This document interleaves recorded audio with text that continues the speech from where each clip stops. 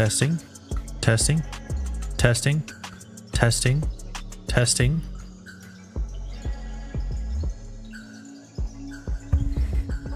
Testing, testing, testing, testing, testing, testing, testing. All right, so now I can do open mic and Dota. Cool.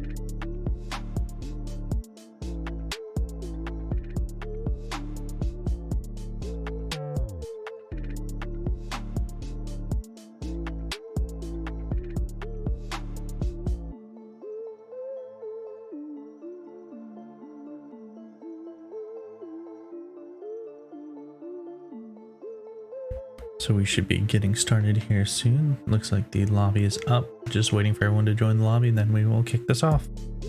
Hopefully we should be started here in any minute.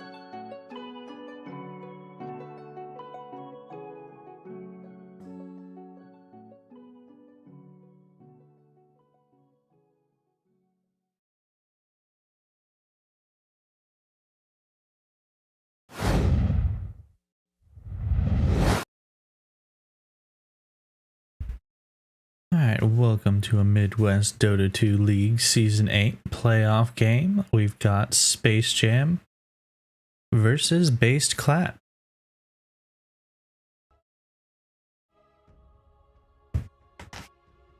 Now this should be a fun one here. I've casted Space Jam before, but I've not casted Based Clap before, so this will be quite interesting. Do need to fix some audio here for a second though. Looks like my stream audio is very quiet, so there we go, up that a little bit. Now let's get into the ban. So for Based Clap, to getting rid of a Furion and a Beastmaster. Beastmaster is still very strong in this current patch. Space Jam getting rid of the Juggernaut and the Grimstroke there. Both of those just really good all-around heroes. We see Based Clap picking up Mirana first and Space Jam going for two quick picks in Abaddon and Phantom Lancer. Phantom Lancer's his shard is very strong right now. The cooldown is very short, does a lot of damage. You can just sit and spam it as long as you have the mana and you're good to go. And it will do a lot of damage. You can kill off some supports that way, especially if you're constantly bouncing to the same support. Based Clap picking up the Leshrac. It's a fairly flexible hero, normally played in the mid, but could be played as a support as well. But right now it looks like Mirana and Leshrac, we have two stuns on Based Clap, but both of them are much better if you have time to set them up, or if you have a quick stun or disable to allow them to line up their stuns. They kind of keep it going, because both of them have quite a delay in the Mirana era, needing to have some travel time, and then the Leshrac having quite the delay on the cast. But we see some more bans. We got Based Clap getting rid of the Pugna, Space Jam getting rid of the Sand King over there. So not really any specific role target bans quite yet, just kind of probably heroes that the other teams have played. They probably went and watched some replays and are getting rid of some of the heroes that they just don't want to deal with. It is Dire's ban.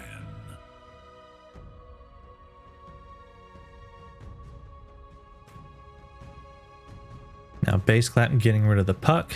Puck just all around a really good hero, so just not wanting to have to deal with it with Based Clap, especially if you want to pick something mobile. You don't want to have to deal with the coil coming out or the silence, AoE silence being really good against a lot of these mobility heroes. They don't want to have to buy BKB just to cancel a Puck silence, or BKB to get out of a coil for that matter, because then Puck will just get nags, then you can't do that. Space Jam getting rid of the Timber Saw, so don't want to have the Phantom Lancer deal with the Timber Saw in lane. Phantom Lancer doing a lot of little chip damage, especially once he starts getting those illusions out. But the Timber Saw just doesn't really care with his reactive armor. He's going to stack the armor up, he's going to stack the heal, and he's going to be good to go. Nobody really using a whole lot of the reserve time yet. Both teams going through the pick and ban phase pretty quick. It is Dire's ban. You see Based Clap getting rid of the Void Spirit, so now they're starting to get rid of mid heroes. Just not wanting to have to deal with the mobility of the Void Spirit. It's gonna be a lot harder to land your stuns onto someone that has that many escapes. 10 seconds remain. 5 seconds remain. So let's see who Space Jam gets rid of next.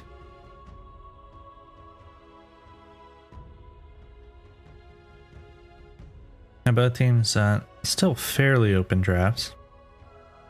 Space Jam with a little bit more specific with that Abaddon Phantom Lancer opening, but Based Clap still pretty wide open as far as where they want to put their lanes and what they want to run in each lane. With these two heroes, they don't really show a whole lot.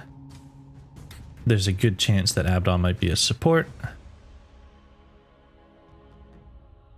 He can be played in the off lane, but if you get a quick break on him, you can burst him down pretty quick, so you can get a little limited in his uses depending on your build setup and what items you pick. But that only matters if you pick heroes that want to build break, or if you just get a hero that has a break naturally. Now Space Jam getting rid of the Underlord. Speaking of breaks, it is important to remember that The latest hero that joins the captain's mode is that Squirrel, whose ultimate does have a break. Now, if you line that up and hit the full duration of Abaddon right as he starts to get low, you can drop him underneath his threshold while the break is going and then quickly burst him down with another ability before he can manually press the button. Cause him a lot of issues, but it looks like Space Jam picks up Nyx's Saxon.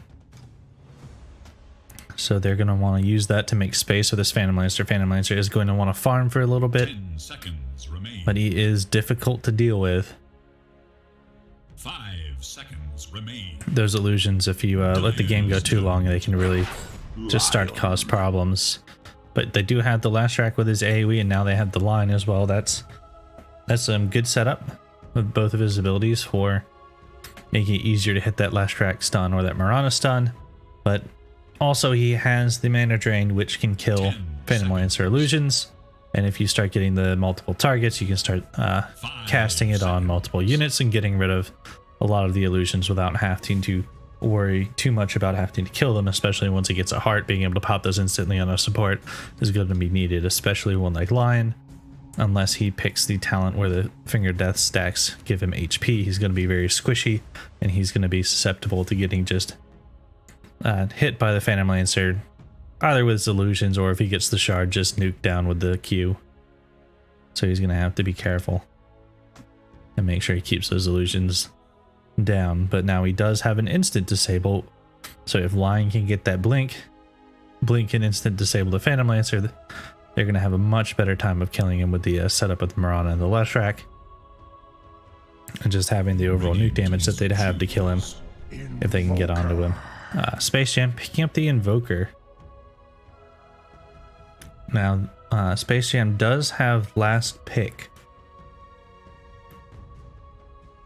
so it's probably still 10 seconds a mid Invoker here. They're probably just not too worried about picking him this early. Now, he did get a huge buff, so his Exort does a lot more damage now, especially in the lane, due to the fact that Exort will now give you intelligence and damage. So for Invoker being an intelligence hero, he's essentially getting double damage on each one of those Exorts, which is going to make him hit a lot harder with his right clicks while just laning, which does help his laning quite a bit because he was always not too strong in the lane. Just trying to normally just soak up some damage, we'll get some last hits, step back, use your Quas to heal up, and then try to just survive. And then if you're playing Quas Wex, you try and rotate, get some kills. You weren't normally trying to kill your own lane, trying to kill someone else's lane. But the new Exort Invoker, because that bonus extra damage, you pop the Chilling Touch, you get the your little minion out, starts doing some minus armor, you're hitting extra hard because of the Exort changes. You're going to be able to get a lot more kills on any hero that doesn't have an escape ability. Even if they do have an escape ability, if it's got a long cast time, it's going to be a lot harder to escape while you're getting stunned. Dire's turn to ban. Base Clap going with the Bristleback, so more AoE damage. His shard's really good as well. And just in general, he's very tanky with very few items. But most importantly, like Phantom Lancer's not going to be able to burst him down easily. 10 seconds. He's going to be able to just walk around the fight, constantly spamming his W, just causing problems for everybody, 5 seconds. and not really worrying about a whole lot right now. Especially because Illusion's doing reduced damage, he's going to stack things that increase his ability to block damage. Then he starts hit in the back, and it's not going to matter who's hitting him, he's not going to take any damage.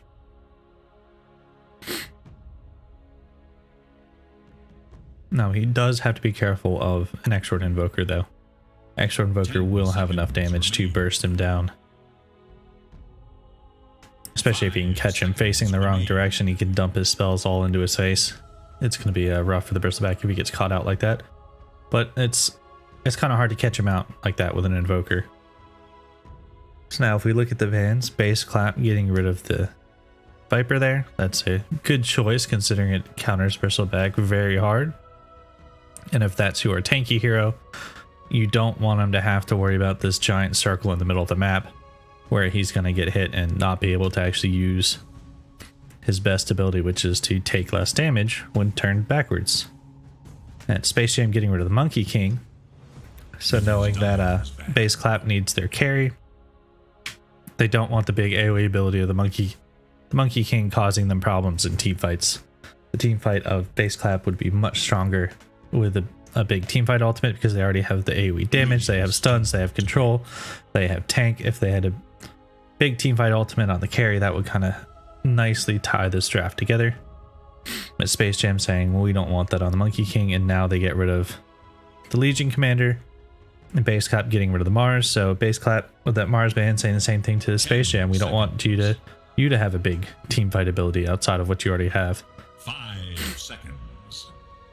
And I'm not 100% sure about the Legion ban. I mean, Legion, it could be a bristleback carry. With Legion offline, you could do Legion carry as well. Both of them are kind of pseudo carries. They just don't do as much as a lot of the other carries. They do a lot of damage. Centaur Warrunner, so it looks like it's going to be a bristleback carry is going to be my guess here. With a Centaur offlane. But luckily with that Leshrac and the Lion, they're not going to be lacking damage. Sometimes it's harder for a bristleback carry to kind of stick on people and do a lot of damage because he doesn't have the highest attack speed, but he's not going to have to worry about it. He just needs to cause problems, survive, and the attacks he does do with the Warpath do a lot of damage. Space Jam picking up the Enigma now, so that is their team fight. So they're going to be going with probably an Enigma offlane here. Yeah, looking at these heroes, I believe Fat Loser and Mug are both the supports. Hawaiian Pog, I've seen him play Enigma and the Beastmaster before, so this seems to be right up his alley. He was doing the Necronomicons before, but now there's no Necronomicons, so I'm not sure what his build's going to be now, because that was typically how he played in the last 2 matches that I cast.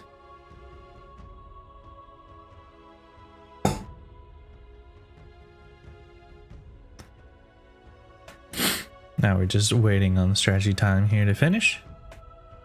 We're just judging teams based on their cosmetics. I think I favor the Radiant. I do like those bristleback cosmetics. Those are quite nice. I use those myself, though I don't play a lot of bristleback. It's an interesting hand there on the line. I like that. I don't think I've seen that one before. Especially not with those special effects on it. I don't think I've seen this set for Leshrac either. It's a pretty interesting one. But we see Mug here rocking the set from the last battle pass for Nyx Assassin, but with the special back for the Spike Carapace. Phantom Lancer using a pretty classic set. It's a nice one.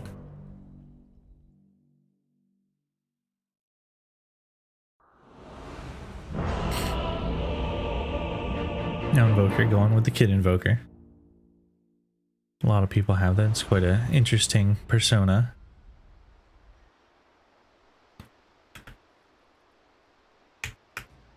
I'm not sure why it starts me all the way over here, but let's start with the Dire here. So we have Jam on the Phantom Lancer, Fat Loser on the Abaddon. We have Limitless Tilt on the Invoker, Hawaiian Pog on the Enigma, and Mug over here on the Nyx Assassin. For the Radiant, we have Tree Hard on the Leshrac. We have Yugito on the Lion. We have Black Otact on the Marana. We have Sabergon on the Centaur. And then we have Vix over here on the Bristleback. So we can see the teams kind of setting up in the mid lane with the new bounty changes to be in the mid lanes. You're going to see a lot more fights with everybody kind of centrally positioned. 30 seconds and counting. Before, fights would be pretty spread out and a team would just try and guess which side someone's going to be on. But in this case, we have a ward on both sides, so... Ooh, good deny there. Stopped them from getting the golden XP, so he just had to spend gold on the sentry. Trying to look at items here to kind of figure out who is going to be where. It's a little bit harder now that they don't allow for shared tango. Well, they do allow, but it's pointless in the early game. You don't share. Ooh, good stun by Lion. Catching all three there. Meanwhile, Leshrac getting the other rune. And then we have Lagotact and Hawaiian Paw getting the other runes. So 3 for the Radiant, 1 for the Dire. Excellent triple stun. Now the changes to Enigma, the Demonic Conversion has a greatly increased cooldown, especially at the early levels. So that's going to really slow him down. There's a lot of less minions that he's going to be able to get. But he does have this Nyx Assassin who has 4.3 base regen. It's going to help him trade into this line. He can just sit and right click and not worry about too much, which just leaves Vix and Hawaiian Pog to sit and fight it out in the lane for creeps. Meanwhile, we have Centaur versus Phantom Lancer. Centaur does win these trades, especially early, having the much greater strength. It is denied. We have 64 to 64, so same base damage, but he's going to have to worry about on the Phantom Laner if he picks up an early point in return.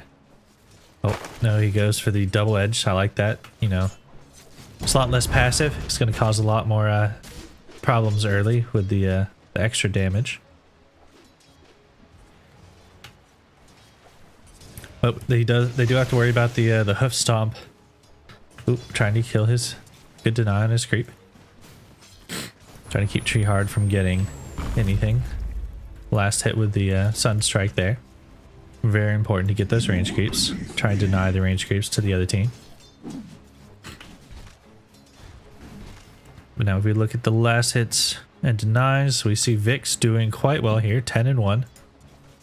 Mid lane going evenly, with the top lane struggling a little bit more with only 6 last hits on the Phantom Lancer, but he had to fight this Centaur pretty much by himself at the beginning, and Centaur being quite beefy. You just don't want to trade as much with him, especially considering you're trying to farm and he is just trying to stop you from farming. Silence is golden. Fat Loser kind of in between the two, not in really any position to help his carry, but is there to stop pulls, to trying to help his carry maintain creep equilibrium. So the lane kind of sitting pretty evenly between the two. Now we see mid laners. Not a lot of mana here on the left track, but does have his bottle. Invoker's not going for a bottle, going for boots and 2 Hand of Midas, so pretty standard. We are seeing the X-Horde Invoker. Since that did get buffed, I'm not surprised at all. It's very strong right now. Especially a lot earlier than it used to be. Mug having to be a little bit careful. Is burning off that mana of the Bristleback. Bristleback's one of those heroes that you want to kind of get him low, but not always kill him, because the lack of mana and the lack of HP normally causes him a lot of problems in lane. So if you can just kind of keep him low, you can usually push him out of lane, but with Enigma and Nyx Assassin here, it's going to be pretty hard, especially now that he has this Ring of Health.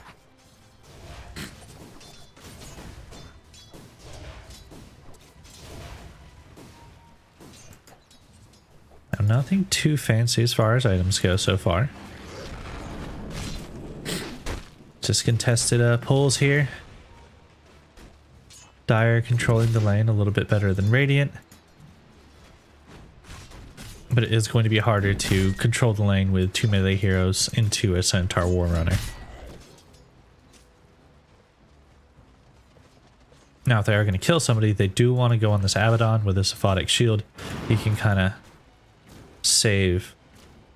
I'm not sure where that arrow was going, honestly. Fat Loser going for the bounty though.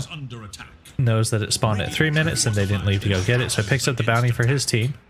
It's a good snipe there, good little dodge on the uphill there. Is going to take a little bit of extra damage, but he should be fine here. Centaur is coming over, but without the stun on the Mirana. He's just creating a lot of space here. Centaur did leave lane, go chase that down, so you see now Centaur at 17, we have Phantom Lancer at 24. Phantom Lancer has caught up in the last hits, so good space creation by Fat Loser here. Now if we go back to the Dire safe lane, there is the problem here with the levels on the bristleback. Only level 3, now hitting level 4. Meanwhile, we can see level 5 on the Phantom Lancer, and the reason why is this Enigma, with this demonic conversion, is getting rid of those range creeps. That is a huge issue to a lot of safe laners into Enigma, because you don't like losing your range creeps. Losing those that's a lot of XP and a lot of gold just gone. Enigma's able to do it pretty much for free. Now we are going to have power runes coming up in about 30 seconds. No more water runes, so this is where we're going to see the mid laners probably start to get aggressive, either onto each other or into one of these other lanes. Could cancel on the stomp there. The Phantom Lancer was walking right out of that. Phantom Lancer just, Fat Loser just taking some extra right clicks. Arrow a little bit off the mark. That was very close. I think if they hit that arrow, then Fat Loser is probably dead there, but since they don't hit it, Mirana's just kind of peppering him with last hits. Fat Loser kind of going for the bounty there, so Mirana forced to go get it early. Kind of has to leave the lane to go secure the bounty rune, because Fat Loser's already proven that he's going to go get it if he needs to. Good snipe on the cart. Make sure that that's not going to cause your tower to take any extra damage. It's also 75 gold, very valuable for the Mirana, especially as a support. You always like getting those high value creeps with your arrow. Looks like it's just mana boots here on the Enigma so far. Bristleback just going for a stick now. Lion going for Tranquils. They did get nerfed, that's unfortunate. It's one of the best support boots.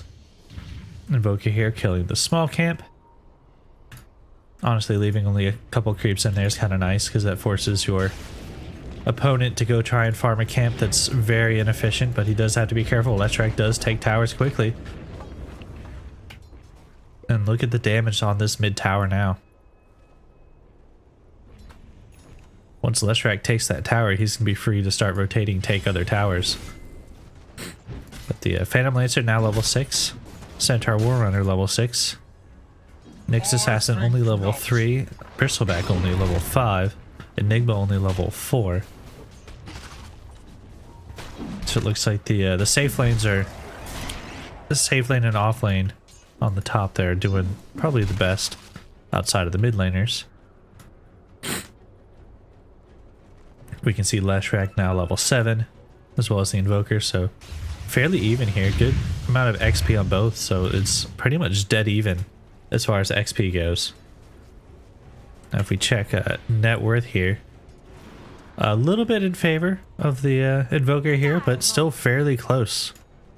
So it's a pretty even mid lane so far. About 1k net worth lead for the Radiant though. But it is only 8 minutes in.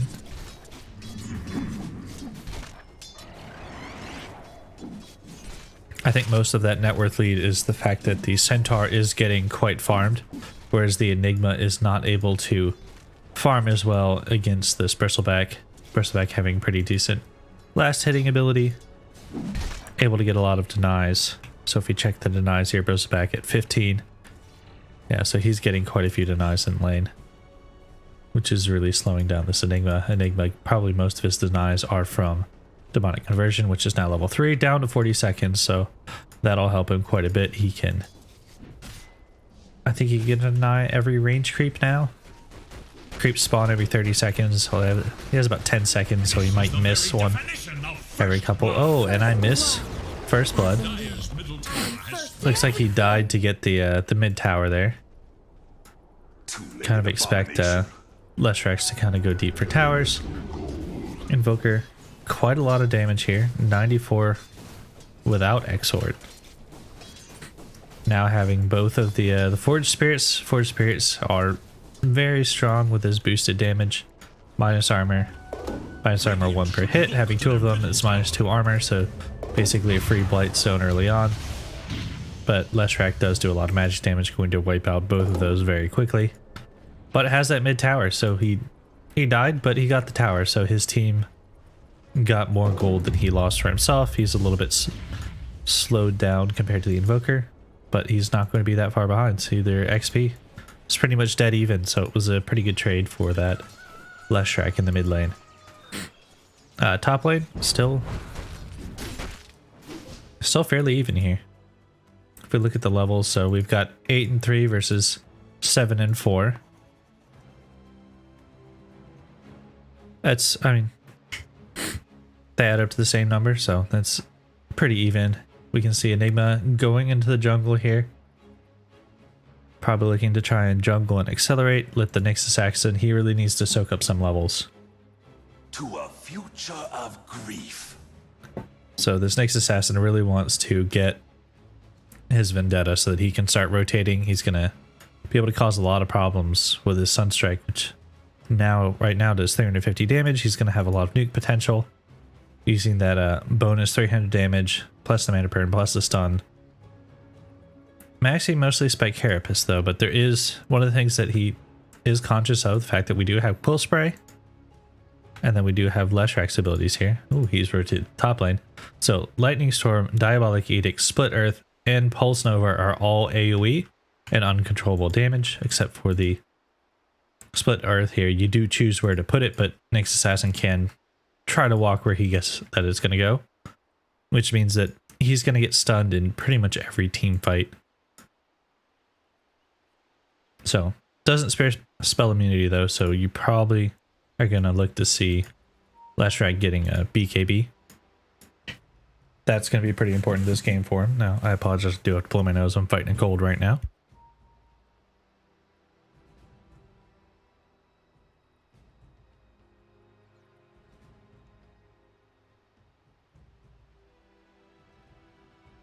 Alright. Still paused though, waiting for Fat Loser to come back in. Brisbeck has his Vanguard, so very tanky now. Difficult kill. Not going to be able to get a lot of chip damage into him. He's got quite a bit of regen. 13.2 right now. Has the stick, so if someone starts spamming near him, he's going to be pretty much impossible to take down. Invoker has his Hand of Midas. Enigma just has a Magic Stick and Arcane Boots. He's not really showing what his next item is going to be. Hasn't queued anything up. Mirana going for the medallion there. Good minus armor. I like to see it. Probably going for the Solar Crest later on. You put that on the Bristleback. Makes it really hard to kill. Let's see. Abaddon. Just a lot of early game items. Nothing built into anything bigger yet. All of them pretty decent value. Ring of Regen. Puts them up to 7.3 with the +3 from the tower protection. Sage's Mask. Pretty much always value, especially on anyone that wants to cast spells but maybe doesn't want to spam all the time. Abaddon as a support is kind of that way. Wants to make sure that he has mana for that Aphotic Shield, but maybe doesn't want to cast it constantly. Windlace +20 movement speed, so very good if you're not rushing into your boots. But now we also have the Vanguard on the Centaur, so he's at 12.9 regen with the phase boots as well, so he's going to move fast and not take a lot of damage, especially into this Phantom Lancer. They have two heroes that now have damage block that's far more effective on melee heroes. It's going to help them out quite a bit against his illusions for quite a ways into the game. He's going to need 2-3 items to start chipping them down. Now we are still waiting for Fat Loser to reconnect here. Hopefully he will be reconnecting soon.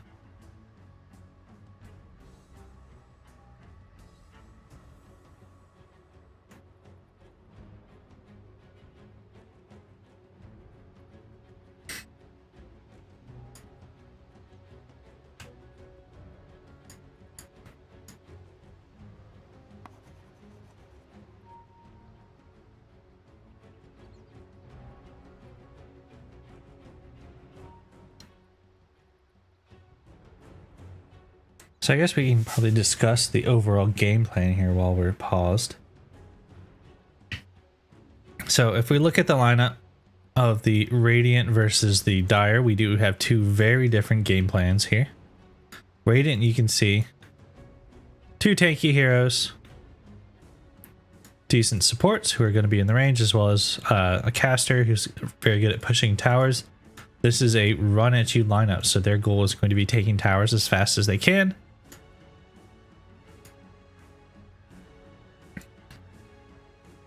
They're going to want to run at the towers and try and make sure that they can maintain momentum. They don't want to let the Dire come online. And if you look at the Dire lineup, we have Nyx Assassin, we have Invoker with Sunstrike, we've got Enigma with the Teamfight Black Hole, and then we've got this Phantom Lancer with the Abaddon. Now, what this tells me is that they're going to want to create space with this Nyx Assassin and the Invoker. They're going to want to look for pickups, and they want to slow down the Radiant. The Radiant's going to want to push, but they might not all push the same lane. They might try and push several lanes at once while they're trying to farm up on some heroes, try to make the most out of the map. That's going to make them fairly susceptible to this Nyx Assassin once you can get Vendetta. That's why it's so important to get Vendetta on this Nyx Assassin, because once they do that, that's when they can start executing on their game plan. They can start causing problems. The Radiant is going to have to start putting down sentries wherever they go, especially if they're split, because they're going to be able to pop some heroes very quickly with some ganks with that global presence of those 2 heroes, and that's going to allow the Phantom Lancer to farm. Now here goes Fat Loser to that rotation from the Leshrac. Reconnects to the game only to find that a mid laner was on his way over and is looking to take down this top tier 1. Dire's top tower is under attack. I feel like the Nyx Assassin taking some damage from the Bristleback, has 2 stacks of quills on him. For Radiant's middle tower. They really need to get that 6 on that Nyx Assassin to slow this game down, because I do believe that they're going to win it late. They have very good late game heroes. This Phantom Lancer can just take over games once he can get out of control, but I have to get there. The Radiant is not going to be interested in letting him kind of play out the game the way that they want, or let that game go that long. They've already taken out 2 tier 1s, only 11 minutes in. And we're going to start seeing immediate rotations. We can see Leshrac going back in, has his bots, is bottling up, is running back out to lane. There's a good chance that they're just going to go bottom here and take this bot tier 1.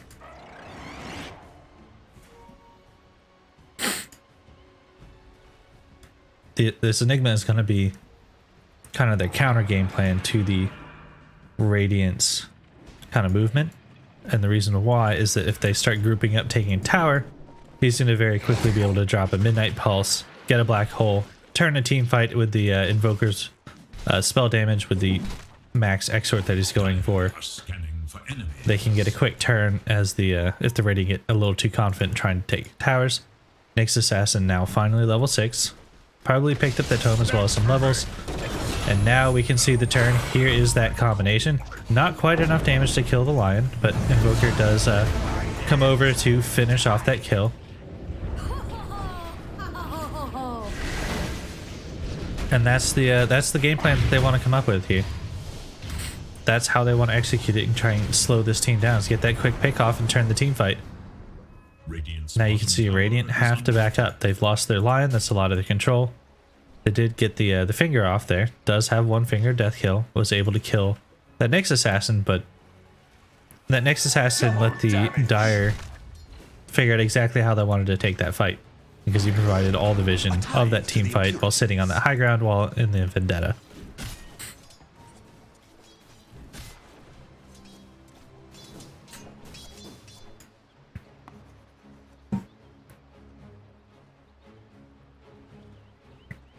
Now, if we look at the movements of the Radiant, looks like they want to try and take over the top still. They want to get that tier 2 so that they can really control this Roche. And we see the Centaur now going for Blink Dagger. Almost has it, just about 150 gold away.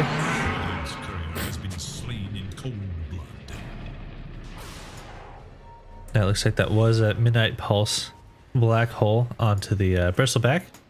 But now they are invis and they are turning onto this Enigma with the Leshrac. But there's the stun from the Nyx Assassin with that Spike Carapace. trying to get some more damage out with the Last Strike, but he is starting to get low, but does get the double kill onto the Bristleback. But he's able to turn with the Vanguard, was able to heal up. Nyx Assassin getting a lot of stuns with the AoE here, but is going to go down to the Bristleback. Bristleback just very tanky. Dire's bottom tower is under Bristleback attack. was able to do quite a lot of damage, even though that the Nyx Assassin got quite a few stuns off of the Spike Carapace. You can see why he's picking that up and getting quite a few points in it. Wants it off cooldown as much as possible. Wants to get that cooldown to 10 to constantly spam it out, because you can see they would have killed that Enigma much faster and been able to stick around, probably get some damage onto the tier 2 if he hadn't been able to stun the Last Track as well as the Bristleback and slow down the chase, so that they had to run past the tier 1 and did take some tower shots in the process. Invoker here now has his bots finished, so he's going to be able to try to match this movement of the Last Track. If your opponent has an early bots hero, you do have to be careful. Now that's the Sunstrike coming out, getting that kill on the Lion. Lion very squishy, but we can see the Last Track really good against the Phantom Lancer before he has his mana burn. But here's the Nyx able to use that Spike Carapace again with the Vendetta to get the kill onto the Last Track. Arrow just barely missing the Nyx Assassin. And that's going to be the power of the Nyx in these games, is going to be able to provide a lot of burst onto some of these squishier heroes. Once we're going to see the Last Track starting to pick up some more tanky items, but until he gets those items, he's going to be very susceptible to getting stunned like that from the Nyx and blown up with his extra burst. Does have Spike Carapace level 4 now, so it's a 2.4 second duration with a 10-second cooldown. He's going to be using it constantly in team fights, going to cause a lot of problems with Radiant with their AoE damage. We could see Phantom Lancer does have the Diffusal Blade now, but was not able to burn enough mana off of that Last Track to keep him from doing a lot of damage. And obviously Centaur, no damage on double edge, just comes through and goes to the dunk. Let's look at the rest of the heroes here, see what items they're looking for. Looks like a Yule Scepter for the Nyx Assassin. Let's see, Lion finished his Tranquils, is going right for the Blink Dagger, so wants to get that instant Hex off, probably onto the Phantom Lancer. Blade Mail onto the Bristleback, so gonna just reflect a lot of damage there.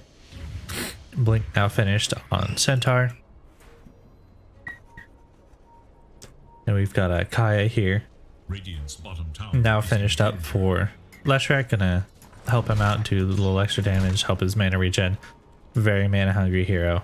Radiant should look to their 8 spell bottom tower. amplification. The new buffed 50% mana regen amplification puts him at 77 inside of the fountain, but only 7.7 now outside. Radiant's bottom tower is in danger.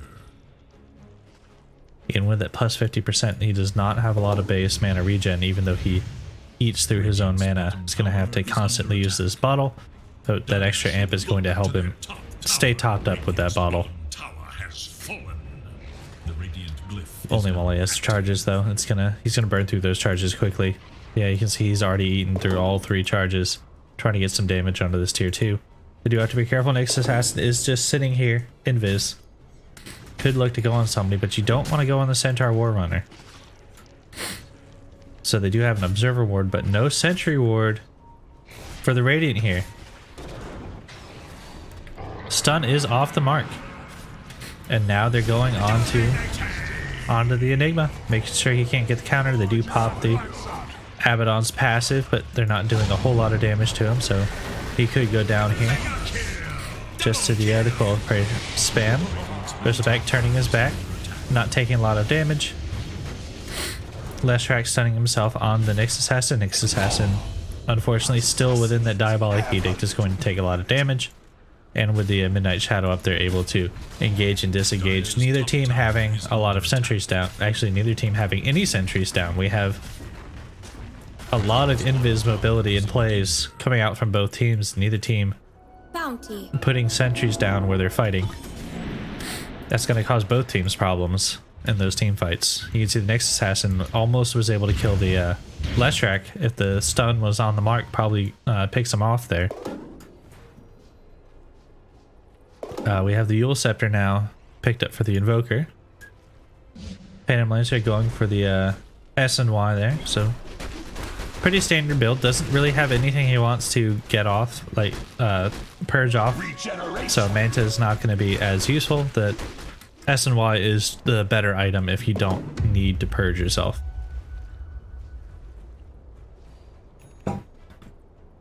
Now go back to this mid lane. Next assassin still working on his Yule Scepter. Lion does have his blink now, should be coming out on the courier. That's Centaur's courier. Where's Lion's courier? There it is. Blink, dagger, philosopher's stone, observer wards, and smoke. Do they have any sentries? Neither team has sentries out right now. No dust either. This is very interesting. I'm not sure why neither team has dust here. I don't know if I can't see how many sentries each team has, or if there are any available. We see Abaddon does have sentries, wasn't probably able to get them out in the fight because he was under tower. We do see some sentries out on the map though. They do spot the next assassin with this Invis Lion. Next assassin does have to be careful. If he gets hexed, stunned, and then fingered, he could go down before he's able to cause problems with that Spike Carapace. Maxing the mana burn, I do like that because you want to get rid of the mana on the Leshrac. If you get rid of it, he's going to disappear. Does let them know he has a sentry though, because the Lion is still invis, so lets them know that they can see him. But the Diabolic Edict just taking down this tier 2 mid. After that, they only have one more tier 2 to take, which is going to be on the bot lane. So we can see the Radiant executing on their draft spectacularly. They are just running down lanes, causing problems, using these beefy heroes to kind of stick out in front. Nobody wants to hit them. Ag Sector coming out for the Centaur here.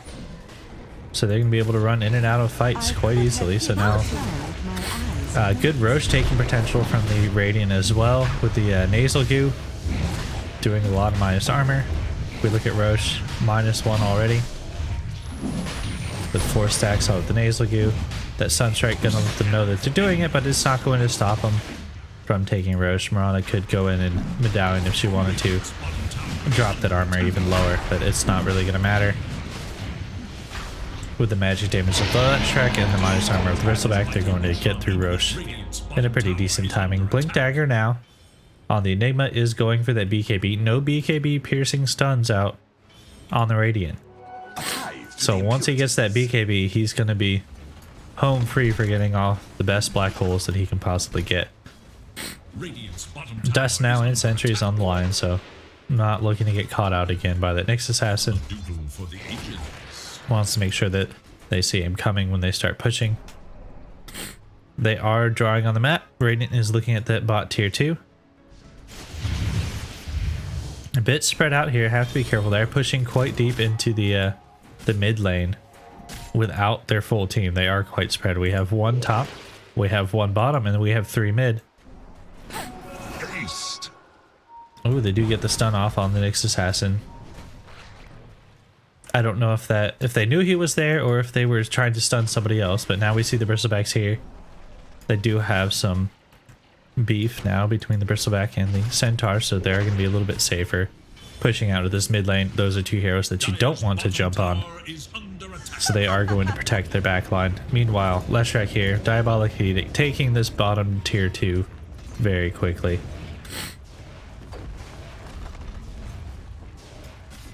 Edict is out, so without the help of his team, is probably going to need a second wave of creeps here to take it out, but you can see Wave is right near the tower, so he's going to take down this Wave here. Has the Aegis, so he's not too worried about his HP. Use that second Diabolic Edict to take down the tower, and he just starts running back. Does have the bot, so he could run back to base. Picks up the Bloodstone. Now, they have changed that item quite a bit. I don't actually remember what it does anymore, so See if anything's gonna start happening here. BKB coming out for the Bristleback. Solar Crest now on Mirana. Lion just the Blink Dagger. Nyx Assassin still working on the Yules. Almost BKB on Enigma. Abaddon doesn't have any big items yet. Invoker working on the BKB. About 2 pieces in, almost 2/3 of the way there. Phantom Lancer still working on his S and Y. Radiant is doing a good job of cutting off the farming potential of the Dire, Double damage. forcing them to kind of farm right outside of their base, not able to capitalize on their jungle, which the Radiant is taking full advantage of and clearing out the jungle. They do have the Aegis now. They do have a 14 Bloodstone charges.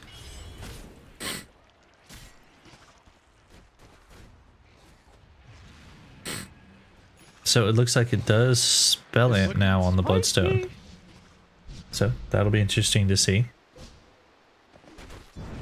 It's going to do quite a bit of spell amp now on this Leshrac. Does have the Sanj now finished on the Phantom Lancer. Does not have the Yasha. Wants to get a little bit of tankiness before he goes to the farming item. The pure damage of that Midnight Pulse is probably going to rebuff the Radiant here. They don't want to take too much damage. They do have 2 lanes of creeps pushing in. Invoker is across the map trying to farm, push the tier 2. But now that Midnight Pulse is down, they do have 13 more seconds where they can kind of freely go for this tier 3. And there's the glyph. So here it comes out for the stun on the Bristleback. But there's the Ag Scepter charge. But Black Hole, good counter initiation from the Enigma. Does catch quite a few in there, but not enough damage. They did not have the Invoker there to combo into that Black Hole to kind of take them out. But they are able to take down the Centaur there. Leshrac gonna go down now. It does use the heal. Is getting 2 kills off on the backside, but he is going to go down to the damage. So he gets 2 kills, but isn't going to survive into the team fight there at the Radiant put out. Unfortunate that the Invoker wasn't there when the Enigma had to he had to use his Black Hole. He was getting run down. He was probably going to die if he didn't use it. But the with the Invoker not being there to combo into the Black Hole, they did lose 2 coming out of it instead of being able to capitalize more. But S and Y finished now on the Phantom Lancer. The Phantom Lancer needed those kills. Needed to accelerate his farm. Is working on the heart. Going to make him very tanky, very difficult to take down. Invoker finishing his BKB off that fight. Was only 2 pieces into it. Now finished. Enigma finishes his BKB as well. Has not used any charges yet. Bristleback did use his BKB in that fight. Has the Sanj. I don't know if that's just a casual Sanj. Where is... I don't know where Bristleback's courier is, so it looks... I mean, it might be a casual Sanj. Does have a lot of regen that he can amplify and then go right to the heart, which is even more regen. Make him very difficult to kill. You're gonna have Radiant's middle tower is under attack.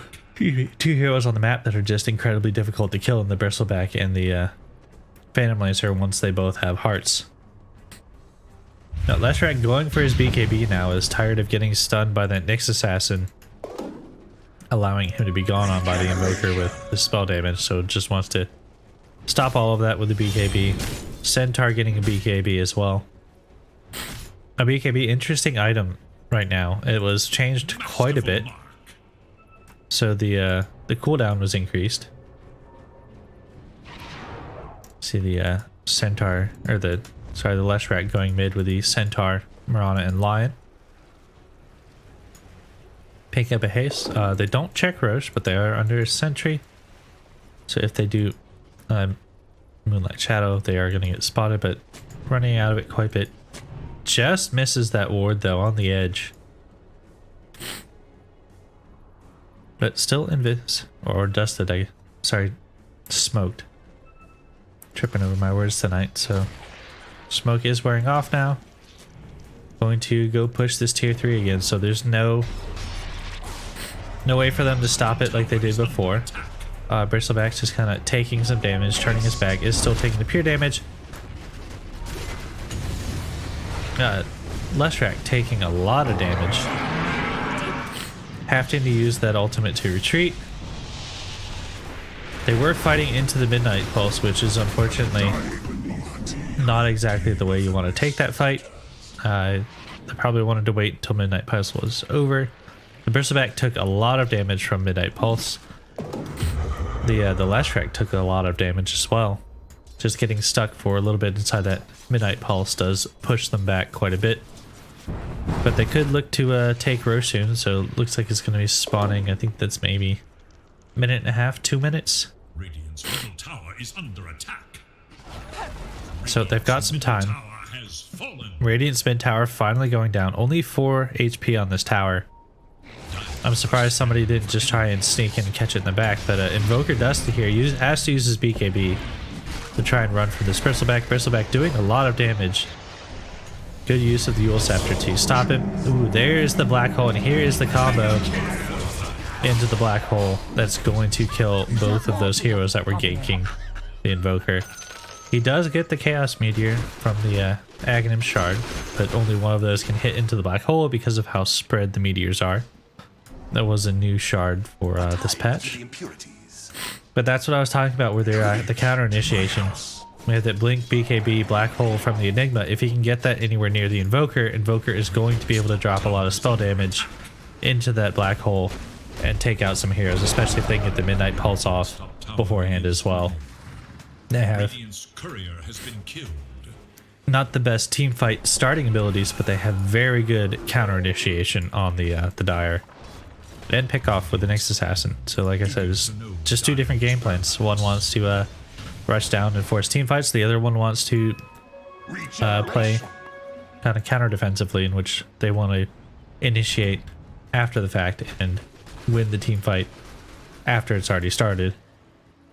And just kind of play around the map when it's not happening. They don't want to force a team fight. They just want to farm up and run the game as long as possible. Phantom Lancer. Only 300 gold from his heart, so it's about to be very difficult to kill. We could see he was doing quite a bit of damage with his illusions and his mana burn in that last team fight. Bristleback switched items again. Switched to Eternal Shroud now, so has switched their items a few times. Invoker spots this out with a Sunstrike again. I believe they did just see them walking because this observer ward watched them walking in. Bristleback turning his back. Heart on the Phantom Lancer is going to help him keep a lot of damage, but the Leshrac has that BKB now and is using it to cause the Leshrac or the Phantom Lancer a lot of problems. But now the Midnight Pulse, Leshrac is out of mana, is not able to do anything, is dusted up, so is going to get run down by the Invoker. Lion is low as well. Centaur is low as well, and we can see the resources from the Radiant. They're just running out. There's too much sustain on the Dire now. This is the real double kill. Unfortunately, the Radiant just do not have the same amount of sustain as the Dire in that team fight. You have the Abaddon throwing out heals. You have the Enigma, who's got the counter initiate. You've got the Invoker who's going to be throwing out spells. Most importantly, you have this heal on the Phantom Lancer, so if you don't kill him quickly, he's going to be able to regenerate.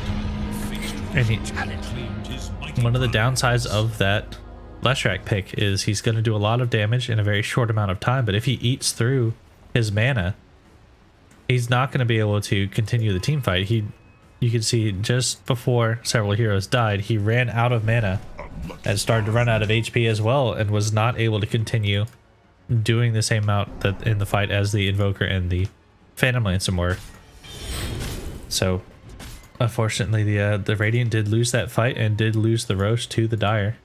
Now Roche is on the Phantom Lancer, and Phantom Lancer is going to start accelerating, and we can see the net worth has switched into the favor of the Dire here.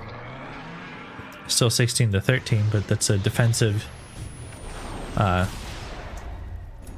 Stampede from Centaur, but he is going to go down. Oh, Slowly, but will go down. The last Malefice tick there did stop him from getting hit and did keep the Invoker from getting the last hit with the Tornado. That last hit going to the next Assassin. But good Yules there to stop the Stampede away. Acceptor coming out from Marana. Or working on the Acceptor, I should say. Aether Lens. Going to be worked on by Lion. Switched again to Basher, so Bristleback really trying to decide what is going to be the best item here for their team. Does finish the heart though, so finish the heart, has the Sange, has the plus 20 health regen, sitting at a casual 130.5 regen. Phantom Lancer having similar items only sits at 90 because they don't have the plus 20 here from their talents that the Bristleback has. So Bristleback gonna be quite tanky now. Has 24 armor, so decent amount of armor as well. Good doppelganger dodge there to get rid of the stun, and now we can see Leshrak's mana is gonna start getting burned down. Unfortunately, the Tornado was a little bit too long, and BKB coming out, they did not get picked off, but there is the black hole. Catching 3. There are the meteors into the black hole. Here's the Cataclysm. Not able to hold them off or hold them in the black hole long enough for the Cataclysm to go out. But they are able to pick up the Lion. They are going to turn onto the Bristleback. They are doing enough damage that they might be able to take him down. He is stuck inside of that the ice wall. But is able to just tank through. Look at that regen go. Meanwhile, Phantom Lancer realizing they just need to go on anybody else. Now going to Leshrak. Leshrak going down. Bristleback slowly going down. Stuck in that Midnight Pulse. Unable to walk away. Unable to do anything while Phantom Lancer is just going crazy in the back lines. Tanking the Meteor. Is still staying alive. This region is ridiculous. But now the Phantom Lancer has turned. Now that they are low enough, Phantom Lancer has taken over the fight. Good job controlling that Bristleback by the Invoker there. Was able to keep the Ice Wall and the stuns up and the Malefice up to kind of force that Bristleback to pretty much be out of the fight once the BKB was down. Was kited completely. Phantom Lancer going crazy on the back lines. Just now using the Aegis, taking a lot of damage. Still handling a good Tornado, good Midnight Pulse there is going to do a lot. Abaddon going down. They are still trying to turn on the Phantom Lancer, trying to keep him still. Multiple meteors coming out, so are pushing the Radiant around. Hex onto the Phantom Lancer. Stun off the mark. Ooh. And there goes the Lion. Unfortunately, they missed the stun. And were not able to survive once the Phantom Lancer turned. Bristleback inside of the Midnight Pulse. That pure damage is going to be quite a bit. Everything that they need to kind of try and take him down, but does walk out of it because of the ridiculous amount of healing that is on that Bristleback. Here comes the Cataclysm. Unfortunately, Bristleback has so much HP it doesn't really matter. But the this Leshrak not in the same boat, does not have the same amount of sustain that the Bristleback has. Bristleback surviving but not able to dish out the same damage that this Phantom Lancer is. We can see this Phantom Lancer is still in this team fight. Had the Aegis, only goes down once, is going to kill this Centaur War Runner. I believe this fight has lasted for the last couple minutes now. Just because of the amount of sustain and buybacks that both teams have, they are initiating, counter-initiating, leaving the fight, coming back in the fight. Stun now out on Invoker, but Finger not enough. But now we see Black Hole. We can see the hate on that line, just catching him in the Black Hole, not catching anybody else. Bristleback now able to BKB and run a little bit, trying to kill this Enigma, but not able to do so. Does not have enough to keep Warpath stacks up because Bristleback's mana is non-existent with this PL. Not going to be able to take him down, but does keep him from using any abilities. Murata going down now to the burst of the Phantom Lancer. Turning onto the Bristleback. Realizes just can't kill Bristleback. Like, you can't kill the Bristleback, but Bristleback has no mana. Bristleback can't do anything while BKB is down. Next Assassin sitting low, but doesn't really matter. Has the Tranquil Boots. is going to heal up, and they're just going to slowly make their way around the Radiant base here.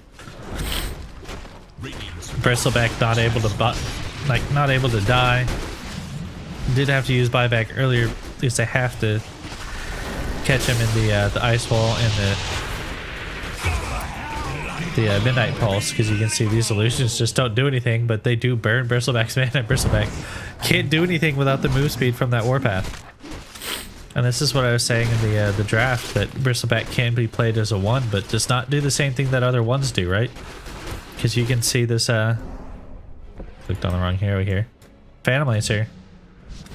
Just pretty much just ignoring Bristleback in the team fights, going for the back line, killing this Leshrac, burning on the mana of the Leshrac, killing off this line, going for the Centaur, going for the Mirana, and just ignoring Bristleback. Bristleback is one of those heroes that if you don't force the other team to deal with you, you just kind of ignore him until it's time to kill him. You just go for everybody else. You control him with the he's got the Ice Wall, has the Cold Snap, has the Malefice, has the Midnight Pulse. So you're just kind of dropping these abilities onto Bristleback, kind of holding him in place, kiting him, stopping him from using his BKB, or stopping him from doing anything outside of the BKB. And there's just really nothing that this Bristleback can do in these team fights. Just this getting controlled to the point where it's just not a hero. Doesn't die, but doesn't kill anybody either. And that is unfortunate, because this Bristleback had a very good start at the beginning of the game. Was doing quite a lot for the whole team. Kind of pushing, tanking, but now we've seen the lineup of the Radiant, or the Dire, start to pick up. All the Radiant starts to fall off. The Radiant Dire is the Radiant team is a early game lineup, whereas the Dire is a late game lineup. We can see that Nyx Assassin did everything that he was supposed to do and kind of delay the game until this Phantom Lancer was able to come online. Now we see Abyssal Blade on Phantom Lancer. Did get a nerf on the Abyssal Blade. You can see only melee range now, no more blink. But doesn't really matter. You still have the right click on bash. And with these fast attacking heroes, that's really all you need. Like, you don't have to worry about the amount of damage that's going to come out from anybody else. You just kind of right click and get your bashes in. If you want a guaranteed bash, just run up. Oh, Centaur getting found out by the Nyx Assassin, and the Invoker is going to go down to the meatball combo.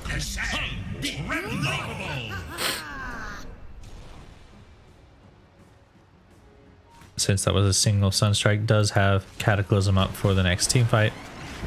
Acceptor, Octarine Core. Very low cooldowns here, and now we see Aghanim Sector on the Enigma. Those ults with the Midnight Pulse are gonna do a lot of damage. Acceptor now a Nyx Assassin. 23k net worth for the Dire. I don't think there's much that the Radiant can do. They're going for one last hurrah here. Trying to see if they can repel the Dire. But the Phantom Lancer just kind of doing whatever he wants on the backline, just ignoring this Bristleback. Bristleback walks into the Dire team, and the Dire just go, we're going to go for somebody else. The Leshrac not able to kill this PL anymore. PL has too much. Lion getting a good stun off, but Bristleback has no mana again. And there is the black hole. That is the Acceptor black hole, and that is going to be GG. Well played by both teams, but Dire does take the victory.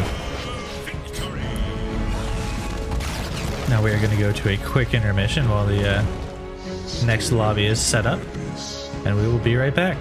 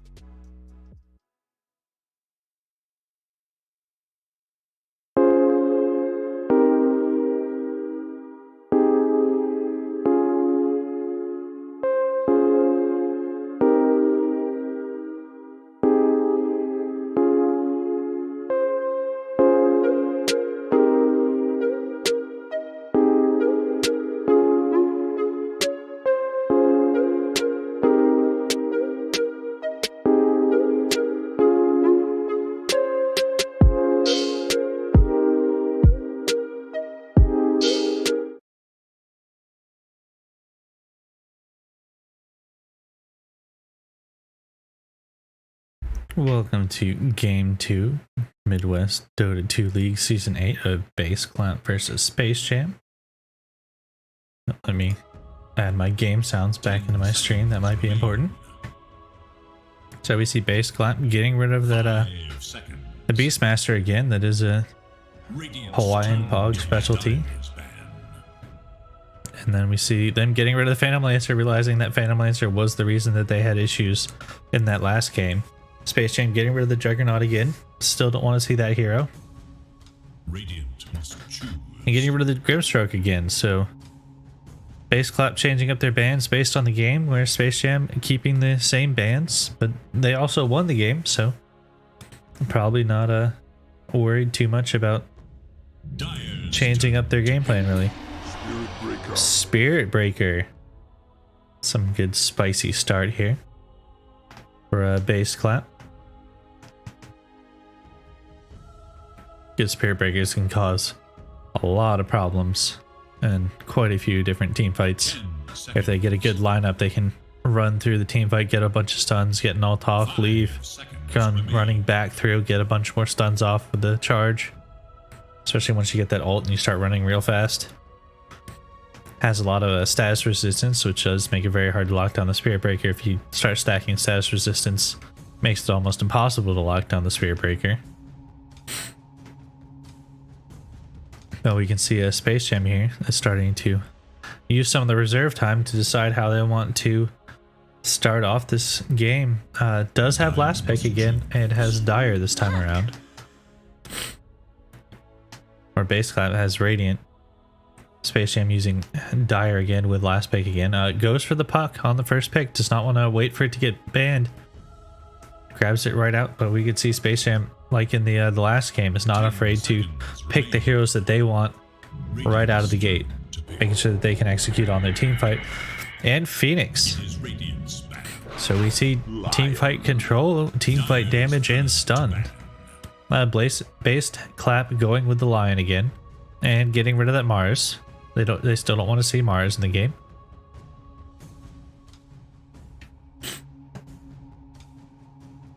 Let's see who Space Jam decides to take out, see if they change up their bans or if they're going to stick with the same ones.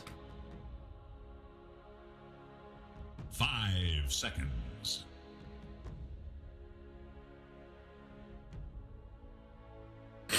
Radiant's turn to Ooh, ban.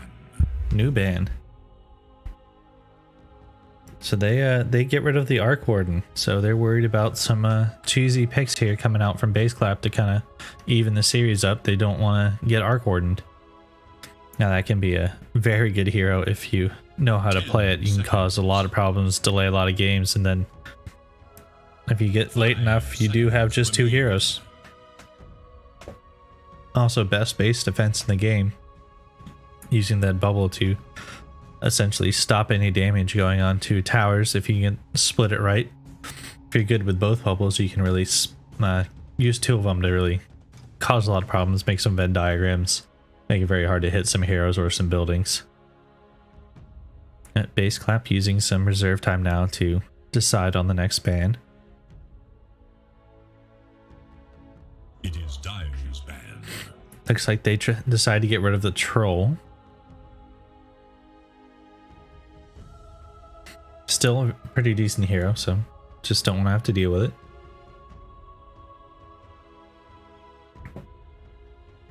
Let's see what Space Jam decides to take out here. Do they decide a new hero might be the issue, if there was a hero in the last game that they don't want to see?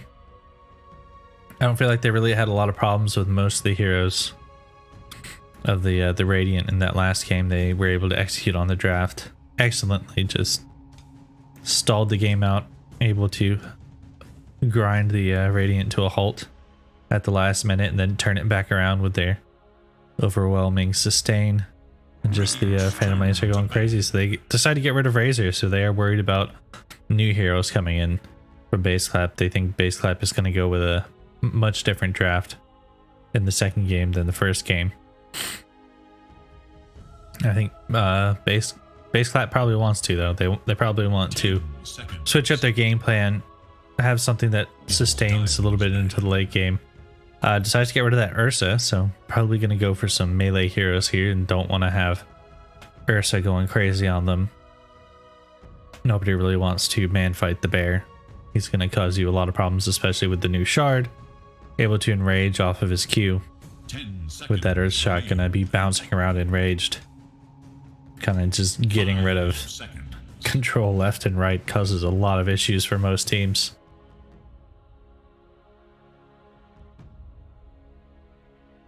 So, more reserve time going into the bans from Space Jam. Still quite a few picks left, but only a minute left of reserve time from Space Jam, so they're going to have to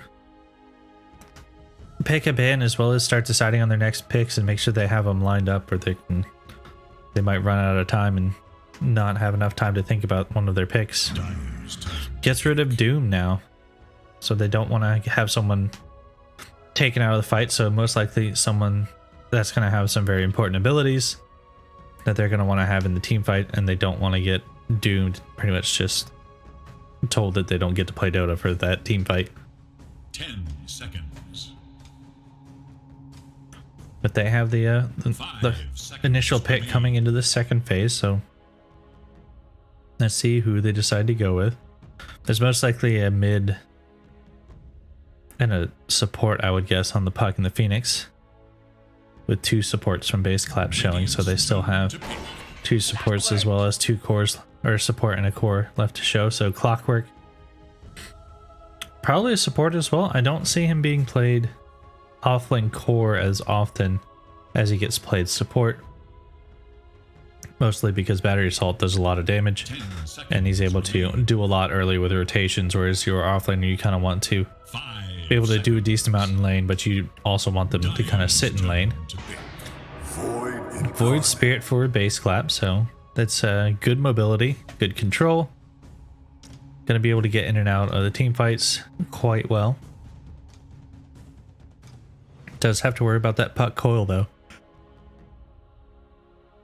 Puck Coil can cause quite a few problems for Void Spirit if you don't get an early Yules. But if you do get the Yules, you can pretty much get coiled and then you just kind of stand there and then you Yules when anyone starts causing you problems, and then you can jump out. You have 2 abilities to easily get out once you are no longer leashed. You'll see how Space Jam decides to counter. They pick up a Lifestealer, so that's going to be their carry. So most likely just an offlaner left. So Hawaiian Pog gonna save his hero for last pick again. Other than when he picked Beastmaster, I think he normally saves his last pick for himself. But I mean, offlaners are very important for the overall game plan of a team, so I don't see why that could be an issue. Making sure that he have a good lane, that offlane, and kind of try to control the mid game for his team. Did a lot on that. For some reason I can't remember the name of the hero. The Enigma, sorry. Did quite a lot with that Enigma. There were some big black holes that he was able to get. I had a couple early ones that didn't do a lot, but once he was able to hit some good ones, it changed the entire game for his team. Once he was finally able to combo with that Invoker, it was devastating for base clap.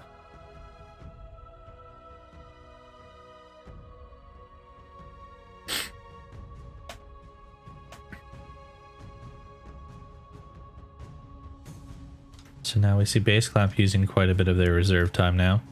Trying to think of their next pick, so they're going to have to fight into a Lifestealer. And they go with Medusa. So they're just going to do a lot of team fight right click damage. So they had an early game lineup in the first game, and now they're just going to go as late as they can. 10 seconds remain. 5 seconds. So Medusa, pretty decent in lane with the snake bouncing around, securing last hits, causing a lot of damage. It's very easy to kind of telegraph your hits to make sure you get that range creep. Makes you have to stay quite a bit away on any hero that's in the melee. Last of course is that Puck. Excuse me. That Puck, you can just kind of phase shift the snake, make sure it doesn't get any bounces on him. Anyone that doesn't have that quick phase shift ability to kind of dodge it will just take a stupid amount of bounce damage from Medusa. Medusa just kind of want to sit there, weaken some units, toss the snake out, secure a bunch of last hits with the snake, go hit some side camps, come back, do the same thing, just rinse and repeat. Just very simple, very stable lane. So for bans, we see base clap. Now they get rid of the Nature's Prophet, so that was someone they banned in the first phase last game, ban it now in the last phase.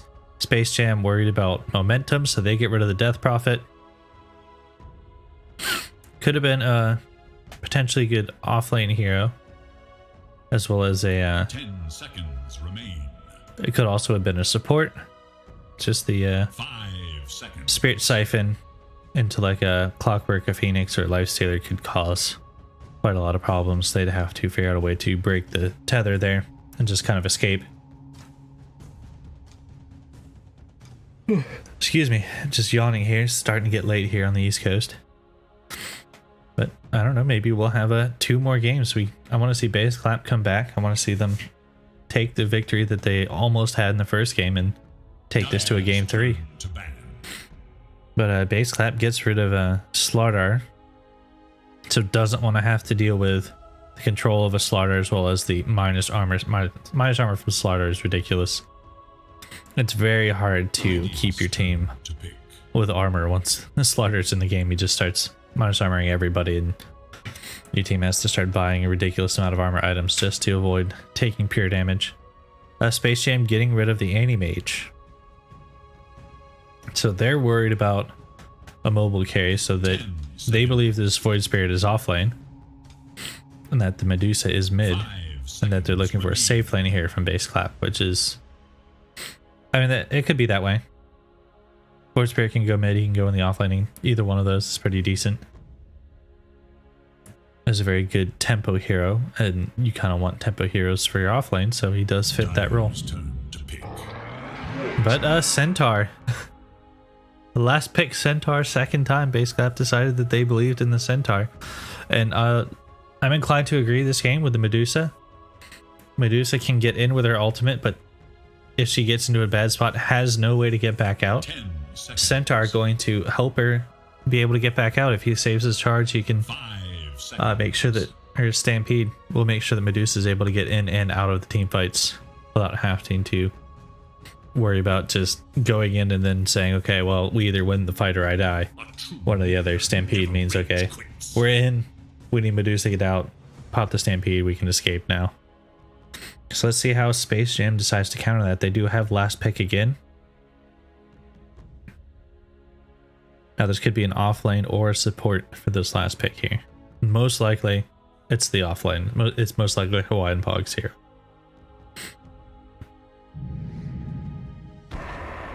Underlord. They banned it last time and they pick it this time, so Underlord just a beefcake. Just walks in, does a lot of AoE damage and just kind of sits there stacking his own damage.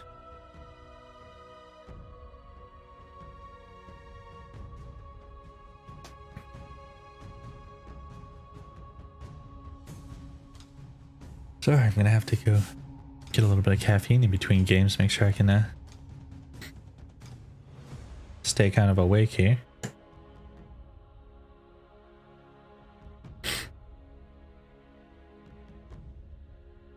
I do like this Medusa set. This is one that I use myself. It's very shiny. I like the I think it's one of the better sets that came out of Dota Plus. Void Spirit still doesn't have any sets. I'd like to see some stats for the Void Spirit created. Gaben, please give Void Spirit sets. I like this Clockwork set. It kind of changes the whole aesthetic of the hero. He's a very kind of squared, bulky hero, but this set here kind of gives him a lot of more smoother lines. It's quite interesting. Lifestealer doesn't have the gold items, going for just the regular colors. I do think they look better. Those gold items are very gaudy. The regular ones look very good on the hero.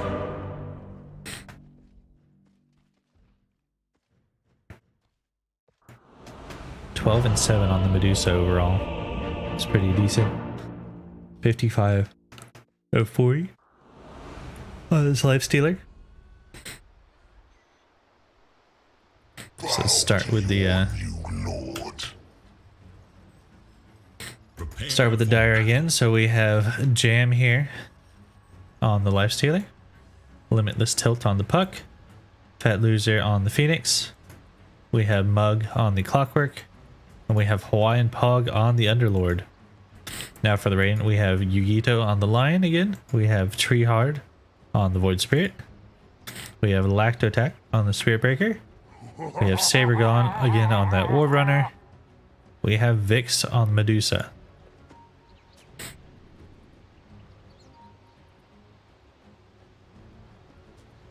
So it is going to be the mid Void Spirit that I initially thought it was going to be. And it's going to be a safe lane Medusa. Now it is interesting, Medusa can be put in either lane. Could be mid, could be safe lane. But typically the Void Spirit will do better. He doesn't do as well in the safe lane as he does in the mid lane, so you probably want to have your Void Spirit stay mid with the Medusa, just farming the safe lane.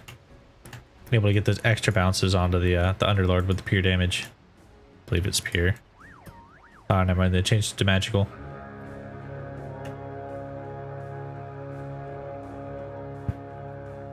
Dire here going to secure the bot room while Radiant secure the top rune. It's time now. Lion not in a position to get the triple stun again onto the Radiant. Oh, yes. You got the triple stun to secure the rune last time, so just 2 and 2 for both teams.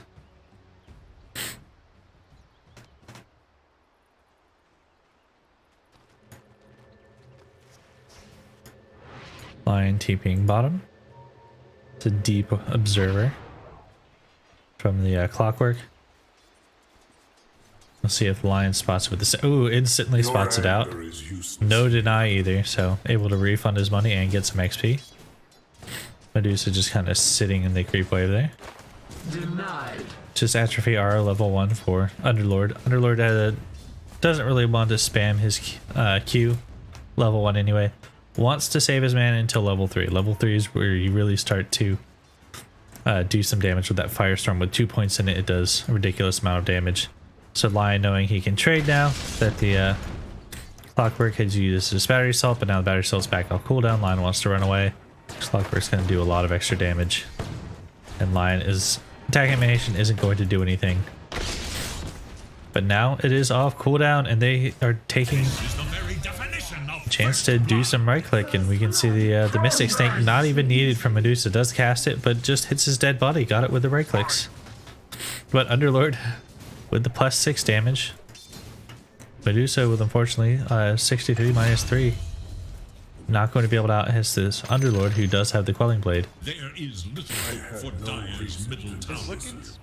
Oh, Puck dying mid to Limitless Tilt. I missed it. Must have been a Aether Remnant Resonant Pulse hit. Taking him down. Must have been trading, gotten low, and just burst him down with the 2 abilities. Water runes are up, but we can see Spirit Breaker making some rounds. Does have to deal with the magic damage of the Phoenix. Centaur doesn't like the Phoenix just spamming either, but looks like there's interesting placement on the Fire Spirits. Does send some of them off the mark, but hits some of the other ones. Probably expected the Centaur to be running into lane a lot more, but is up a level on this Spirit Breaker. Spirit Breaker only having charge. Does not have the bash, so charge not going to do a whole lot without the bash. But Lifestealer does match up against this Centaur much better than the Phantom Lancer did. So if we look at last hits and denies here, we can see the Lifestealer doing much better than the Centaur, and much better than the Phantom Lancer was in the last game. Now we see Lion must have been trading because he's got to use his health pot, trying to get back up. Medusa just doing some right click onto the Underlord level 3, but goes for 2 points in atrophy hour, so just looking to right click, doesn't want to spam down the wave yet.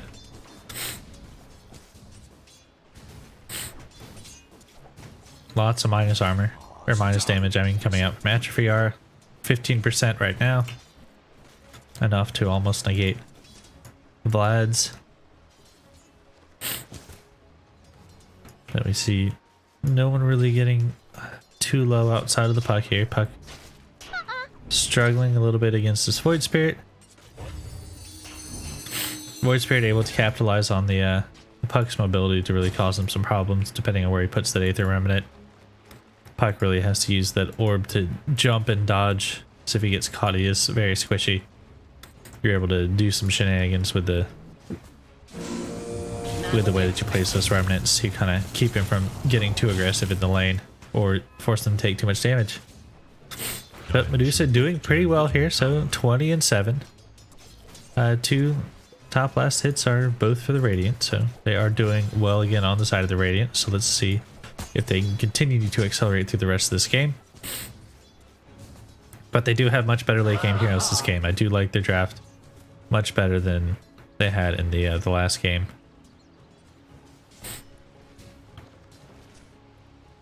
Spirit Breaker's charge just getting cancelled constantly on those creeps, not needing to go on them anyway, just probably using it to bounce around in this top lane, knowing that they can't really kill the Lifestealer.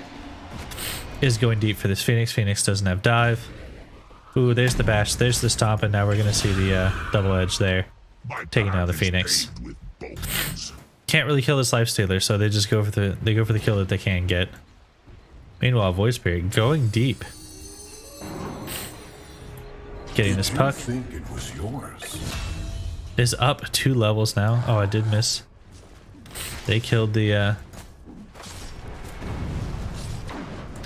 Clockwork, but Medusa does have the mana shield and is able to resist a lot of the damage from this Underlord. Underlord having to be careful. Their structures against attack. Could go down here. Is getting slowed down, but no Mystics take on the Medusa, so he's probably going to be fine on the Underlord, using that mana shield to really tank up and avoid a lot of damage on the Medusa. Did a good job there against the Underlord. They almost get the Underlord, but Underlord with that Atrophy R is just a little bit too tanky. Lion trying to do some pull shenanigans. It's much harder to pull in the safe lane now. It used to be a lot easier, where it was kind of 50-50, where creep camp used to be here. Now with it up here is very much Dire favored in the lane control. This creep camp is still here, so it just kind of, it evens the 2 lanes out. This is what it does. The Dire was already more difficult to control the lane. Now the Radiant is just as difficult as the Lion, as the Dire. Doesn't make the map very asymmetrical, which is one of the things that I do like about Dota, is that the map outside of that feature is very asymmetrical, but this last patch kind of adds a lot of symmetricality to the map, where it was more asymmetrical before. Kind of evens out the 2 lanes and the way that they can play.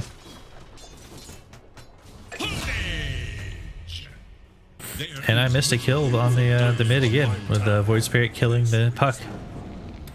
Again, Limitless Tilt having a great game against this puck, but taking a lot of magic damage from the Phoenix. But Phoenix only level 3, 2 Void Spirits level 7, so he's not going to be worried too much.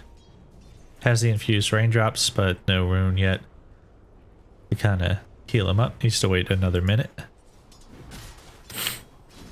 Centaur just kind of hitting into the Lifestealer, but here comes the charge. The Lucky Bashes is going to have to use the Rage here to walk away. Has to be careful. It still has the 3 points and double edge on the Centaur here.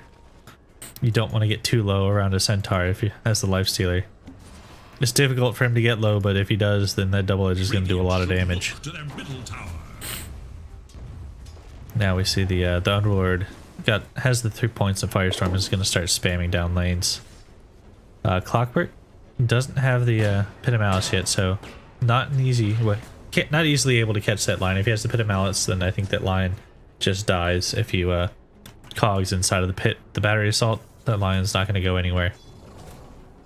He's not going to be able to kill the cogs. He's not going to go anywhere because of the pit. Stampede, so they're going on the Lifestealer top.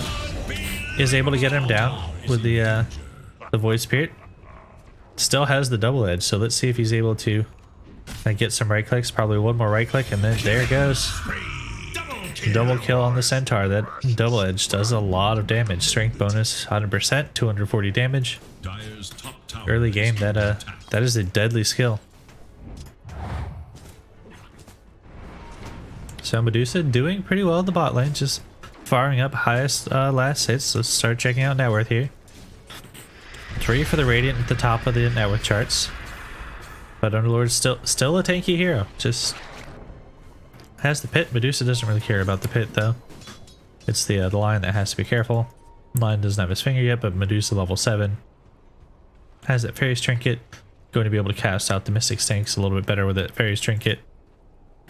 Maybe not the best item, but it's still pretty decent if you have someone like a Medusa who spams a lot. Ooh, Paw's coming out. Having some Discord issues. As Discord does like to go out every now and then. Sometimes you have to swap those servers around if you start to have some lag or too many people start to sound like they're robots. So let's do an item check here. So Puck, 2 null talismans. Void Spirit having a single null talisman and face boots. Working on the Orchid now. Doesn't have any of the pieces yet, but working on it. We can see the Centaur has his Vanguard. And the offlane Underlord has his Mana Boots. Phoenix just has the Bracer and the Windlace. Lion has the Tranquil Boots and the Fluffy Hat. Spirit Breaker, just Sage's Mask, almost has, oh, it has the Urn of Shadows. Now let's look at the Lifestealer. So it has the Phase Boots and the Blightstone. Medusa just has Wraithbrains and Power Treads, but has the first piece of that Yasha.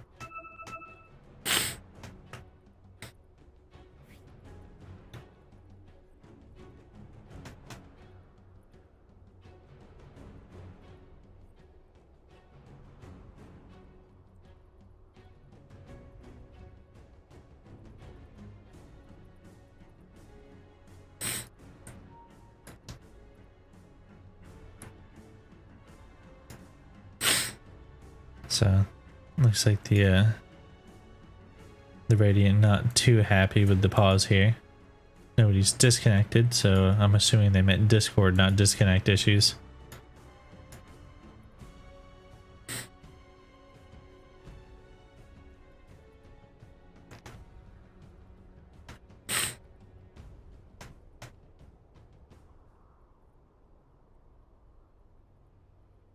But Dire seems to be having connection issues or game issues so far tonight, but it is a 7-0 in the favor of the Radiant. They are 3k net worth ahead, with all of their heroes being above the Dire, so the 3 cores are ahead of the Dire's 3 cores, as well as the 2 supports are ahead of the Dire's 2 supports. So a very favorable game for the Radiant so far. They do have good late game, so if they start off by winning the game, they're going to carry it through all the way into the rest of the game. A battle seeks resolution. Dire's middle tower is under attack.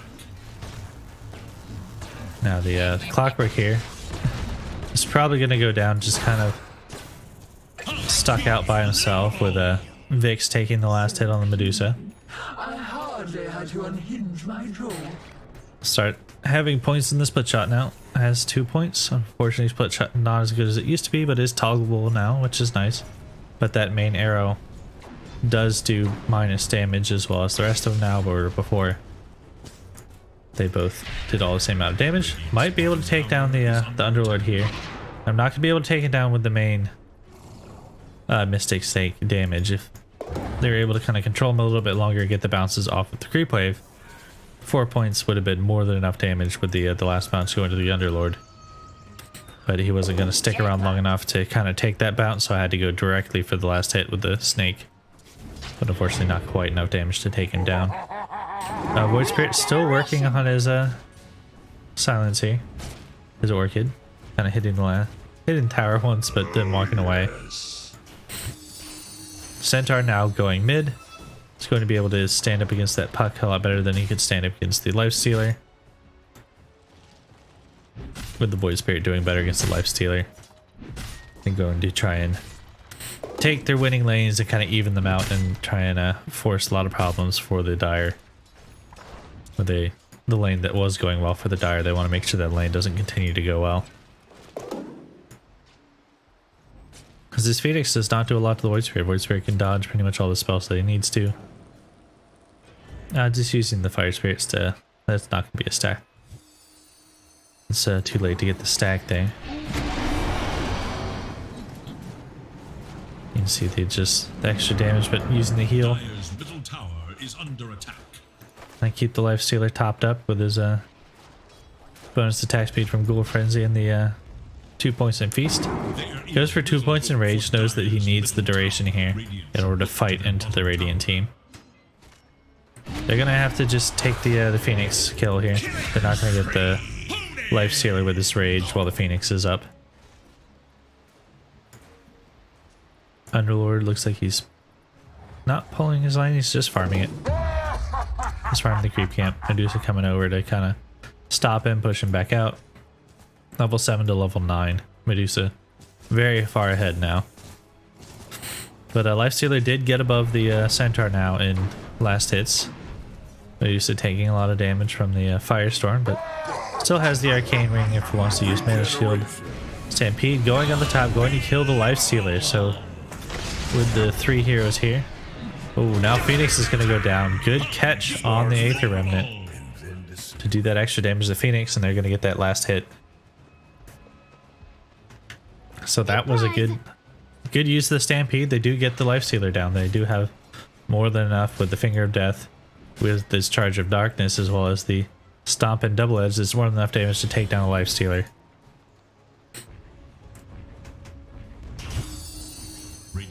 This Puck working on his bots. Does hard counter the Void Spirit later on, but Void Spirit having a very good game early. Most of his Orchid finished already. 3 charges on the urn from the Spirit Breaker. Now we do have an infested Clockwork. Let's see if the Clockwork wants to maybe try and grab this Lion.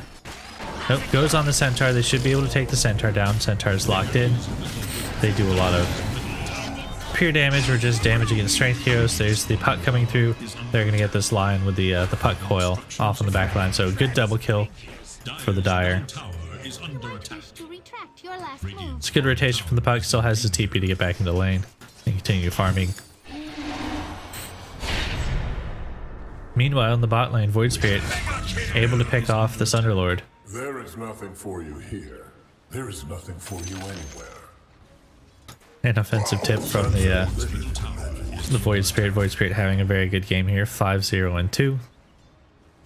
Pretty much those 2 deaths top were the only 2 deaths for the Dire so far. 12 and 2, 4k net worth in the Dire's favor.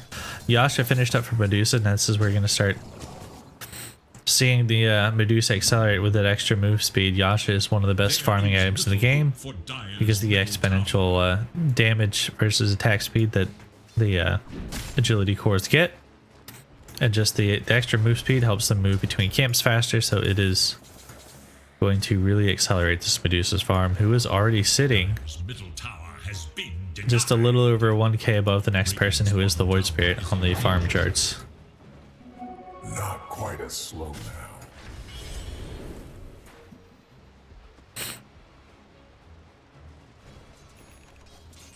See the line here. Going for the 4 staff instead of the Blink Dagger. This game has to get out of the cogs. Not worried about...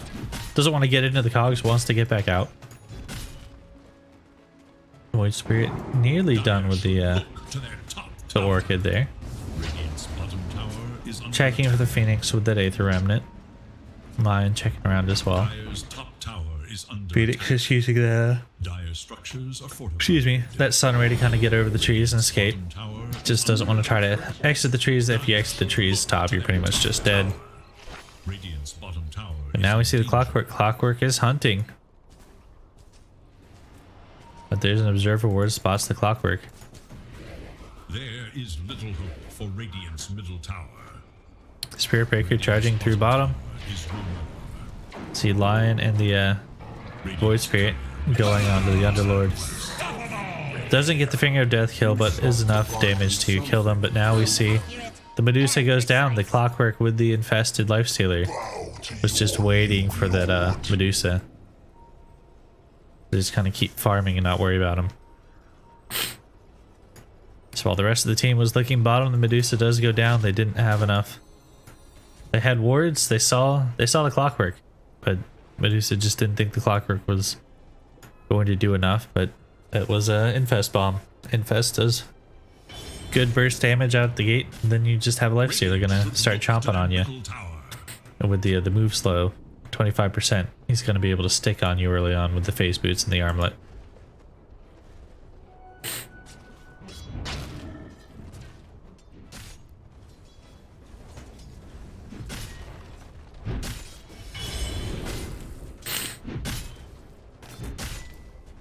Centaur has his Vanguard, and his courier did die. Probably had his blink on that.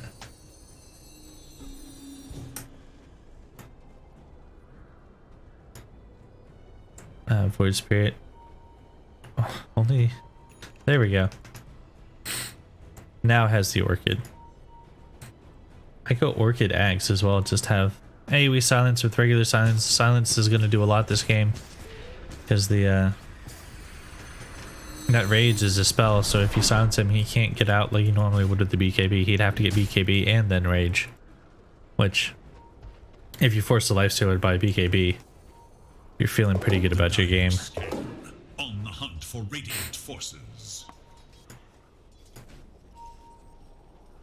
Working on the Desolator now from the lifestealer. Puck has Invis, has bots, going for Yule's next.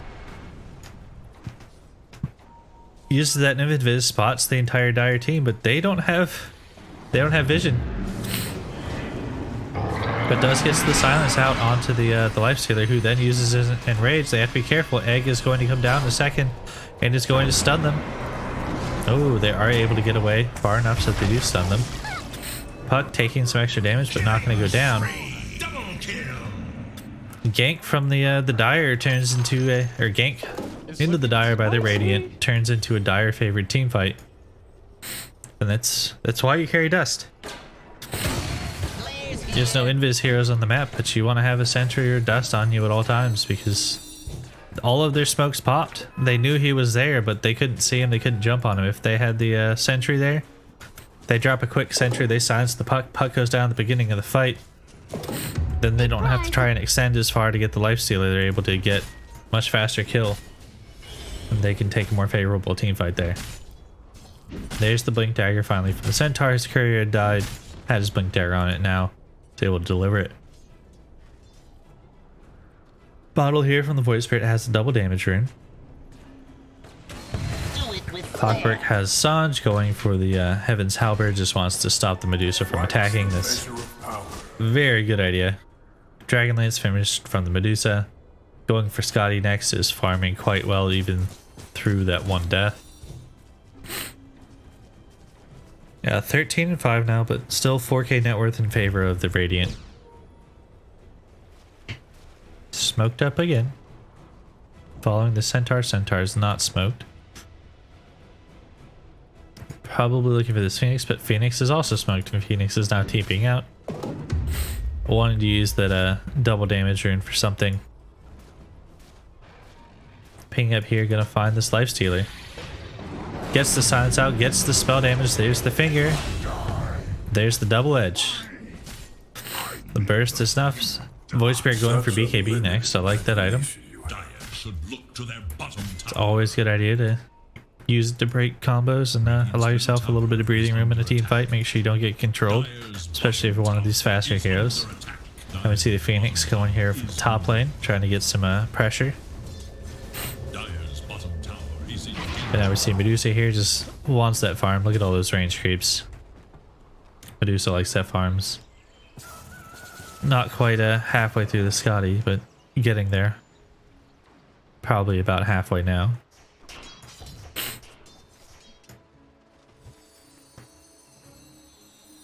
Now I do believe that'll be 4-staff finished online once he gets his curry out here. Yep, that's 4-staff finished, so he's going to feel a lot safer. He's not going to get caught in that cogs like he has been before. Obviously Centaur going for the... has the Vanguard, has the Blink, going for the Acceptor again, so exact same build from him. This game, liked it the last game, must feel like it's going to be pretty good here. Underlord going for the Pipe now. Going to help his team take reduced magic damage, which is a good idea because it's most of their damage right now. But Phoenix caught out another Your anger is useless here. another quick kill for the Radiant. Didn't even need the finger there. Just more than enough damage with the silence and the Void Spirit to take down that Phoenix. Phoenix has 1300 HP, not the tankiest hero. Is a strength hero, but he hasn't been able to get a lot of strength out of him yet. Queuing up his Aghanim Shard allows Sunray during Supernova and slows enemies 12%. That really helps make that Sunray a lot more useful. Dire's top tower is under attack. Dire's structures Now they are pressuring with illusions. Has the Manta style and Medusa. Medusa does want a mana off the Puck silence, so that's why you see the those instances where you see the Manta over the S and Y, where S and Y is normally statistically the better item. But if you have something like a silence you want to be able to get rid of because you need to be able to cast your ultimate, that's when you need to have a Manta. So this Medusa, that ultimate is going to be what makes or breaks a team fight, and if you can't get it off because you're silenced by a Puck, then that's pretty much your fault if you didn't go for the Manta. Now we see a smoke from the Dire, getting aggressive in this top lane, going checking Roche. No one is Roche. We'll see if they decide to take it themselves, but they do have the Infest Bomb. And that is going to be a dead Void Spirit. You can see the Atos now on the Underlord. Going for the BKB, but doesn't have the BKB. That's going to be the first death, so 6-1 now on the Void Spirit. Unfortunately, that is a unstoppable streak, but fortunately, it goes to the Underlord, not to one of the mid laners. Now Puck gonna get out here. Does snap the coil on the Centaur and the Medusa. They're unable to capitalize on that stampede because of that coil catching out both of the heroes that want to be able to capitalize on it. But Medusa's still at full HP, gonna start chipping away at this top tower, or the mid tower, mid tier 2. But it does have backdoor protection, so it just doesn't give a shit. Ooh. That is unfortunate. That is an excellent Pit of Malice, able to catch out two there in the Centaur and the Lion. They got caught sitting right next to each other, so easy splash damage going to catch them out. Void Spirit coming in now, going to kill his Puck with the Orchid and the jumps. The egg goes down to the Medusa. Medusa is pretty decent at taking down the egg, especially with this Dragonlance. Going to be able to hit it from quite far. Also, the Mana Style is going to get rid of these Fire Spirits. So if you Fire Spirit and then you go into your egg, going to be able to Manta off that attack slow and take it out on your egg like we saw the Medusa was able to do. Also, level 1 egg, 6 hits to destroy. Pretty weak at this point. One person is easily able to take down the egg if you focus it in a team fight, especially someone who's an agility core like Medusa is going to have that higher attack damage. And a level 1 egg is not going to be too much of an issue. It's really, he wants to get 2 more levels here. So level 12 is when he's really going to cause some problems with that egg, because then he doesn't have to be as safe with it. I think it takes twice as long to kill. No, 8 attacks to destroy. Well, 8's still better than 6. A Lion's not going to be able to solo your egg and keep it out. You're going to have probably 2 heroes hit it. Good stack. Gonna come for the Medusa. Double stack. Gonna help him share gold with the rest of his team. Has the Scotty now. Working on the Butterfly. Void Spirit getting close to the BKB. Only 1 piece away now. Didn't go for the Yule Scepter, so that BKB is very important, because we could see in that one team fight he gets rooted and then silenced, and he dies. No way to break their chain of control until he has that BKB. Now, one of the reasons you want to go BKB instead of Yules in this game, this Pit of Malice, all you're going to do with the Yules is you're going to set yourself up for a Pit of Malice, and you're going to get chained onto. I have played that game and it is not fun. You make that mistake once or twice where you use yourself, you think you're gonna be fine. Pit gets dropped and you're like, cool, I just gave you free CC. Don't even have to try hard to get it. Now Solar Grass finished out by the Spirit Breaker here, so we see earn Solar Crest, so similar build to last game. I was playing the Marana instead of the Spirit Breaker, but filling a similar role, likes the ability that Solar Crest is going to give, and it's going to be much better on a Medusa than it was on a Bristleback. Medusa going for her own BKB here. Void Spirit almost finishing it off. Is he going to get the deny? Nope. Uses the Fortify. No one's going to stick around to deny it. Is afraid that the other team might be in the area and it's going to take it out. Puck. Finish the Yules, going for the Ags next, so those BKBs not going to help you against the coil once the Ags comes out. Getting some chip damage onto the top tower.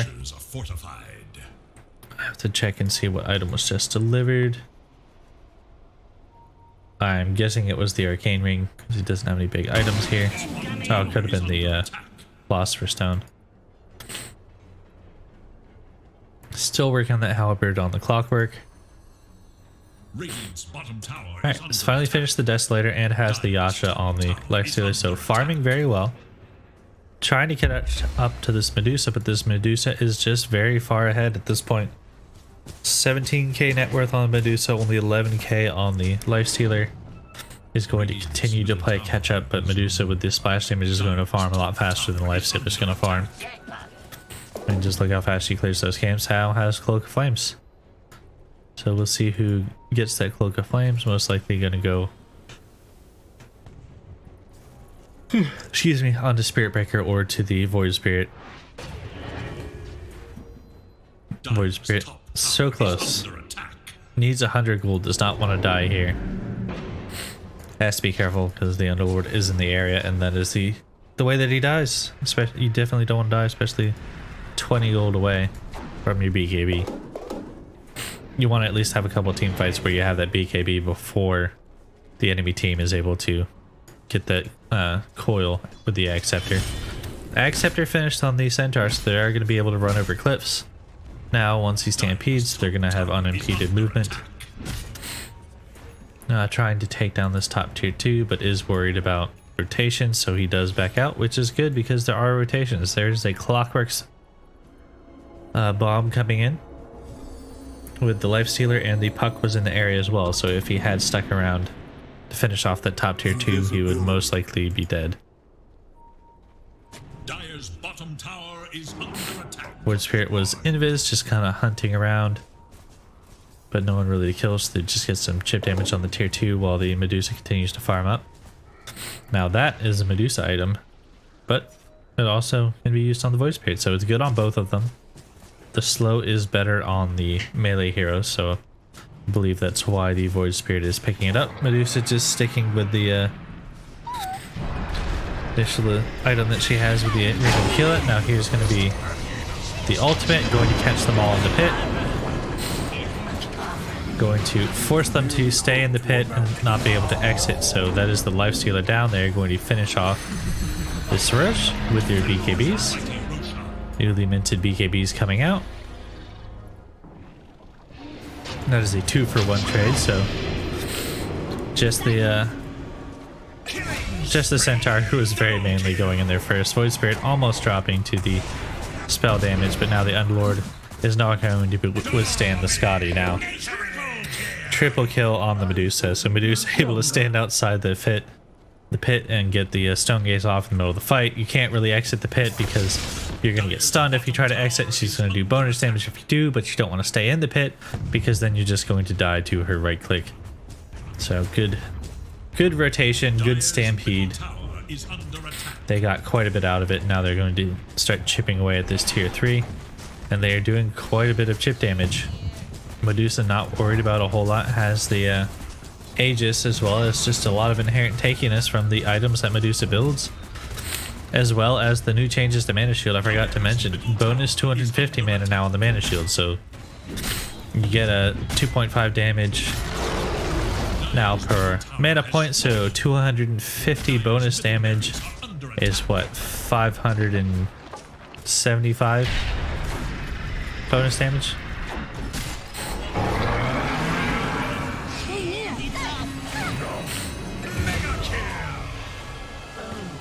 Sorry, 5 times 50 is 25, so it's just a lot of bonus HP. Effectively is what she gets with that new mana shield change. It's just kind of sitting in the pit of malice, not really worried about a whole lot. Lion buys back 2 buybacks on the Dire, the Life Stealer as well as the Phoenix. Phoenix did not get the egg off. Medusa just kind of sitting here, just continuing to do damage. But the Lotus Orb now out on the Underlord is able to stop the silence from the Void Spirit, who only has the single silence, but is going for the Sheep Stick next, so that is going to cancel out any attempts at control that the Underlord is going to have. But he can still get somebody out of the Sheep Stick with the Lotus Orb, or break chain stunning combos with the Lotus Orb. As one of its best uses is defensive, so you want to be able to cast it on your whoever's going to be frontlining. And then you can say, okay, you're not going to chain stun him, or in the middle of a chain stun, I'm going to start reflecting spells before you can continue to chain stun my core. Medusa has the butterfly finish. This Medusa now 24k net worth. They are 6k net worth in the lead. Medusa 11k above the next highest hero, which is the Void Spirit, which means of that 16k net worth, 11k is just on this Medusa. Medusa being one of the stronger late game cores, almost level 25, where Split Shot can use multiply here. Yeah, not multipliers, I'm sorry, modifiers. Once the Split Shot can use modifiers, then this Medusa is going to be doing even more damage in teamfights than she already is. And when you have a late game hero like Medusa, when she is this far ahead, it is very difficult to fight into her, because this is when she's supposed to be weak, but when she's this strong. And there we can see the Stampede used to exit, as well as jump onto the Lifestealer bomb that went under the backline. Medusa used it to exit the high ground, so make sure that she stays safe while her team kills the Lifestealer and the Clockwork on the backline using that Heaven's Halberd as well as the Lifestealer in it. But it does get him killed because they were able to get the counter initiation. And Lion, they didn't even kill the Lions. The Lion was able to survive. That's that Force Staff coming in handy, able to get out of that Cogs. Lifestealer having to then attack the Cogs to get out. Because it's not going to build a Force Staff on Lifestealer. That would be weird. But Medusa just going to get jumped on by the Clockwork here, who did come back to life. Now the Phoenix is going to be controlled. Phoenix does get the egg off, but they are going. Medusa's just going to take down the egg with the last hits, and is going to continue to hit the Clockwork, but then switches back to buildings. Radiant very much in the lead now, 18k net worth ahead. They are in the position that they were in the last game, and around the same time, but the difference is they picked late game heroes this time. They didn't pick early game only. They now have 3, 4, 5 late game heroes.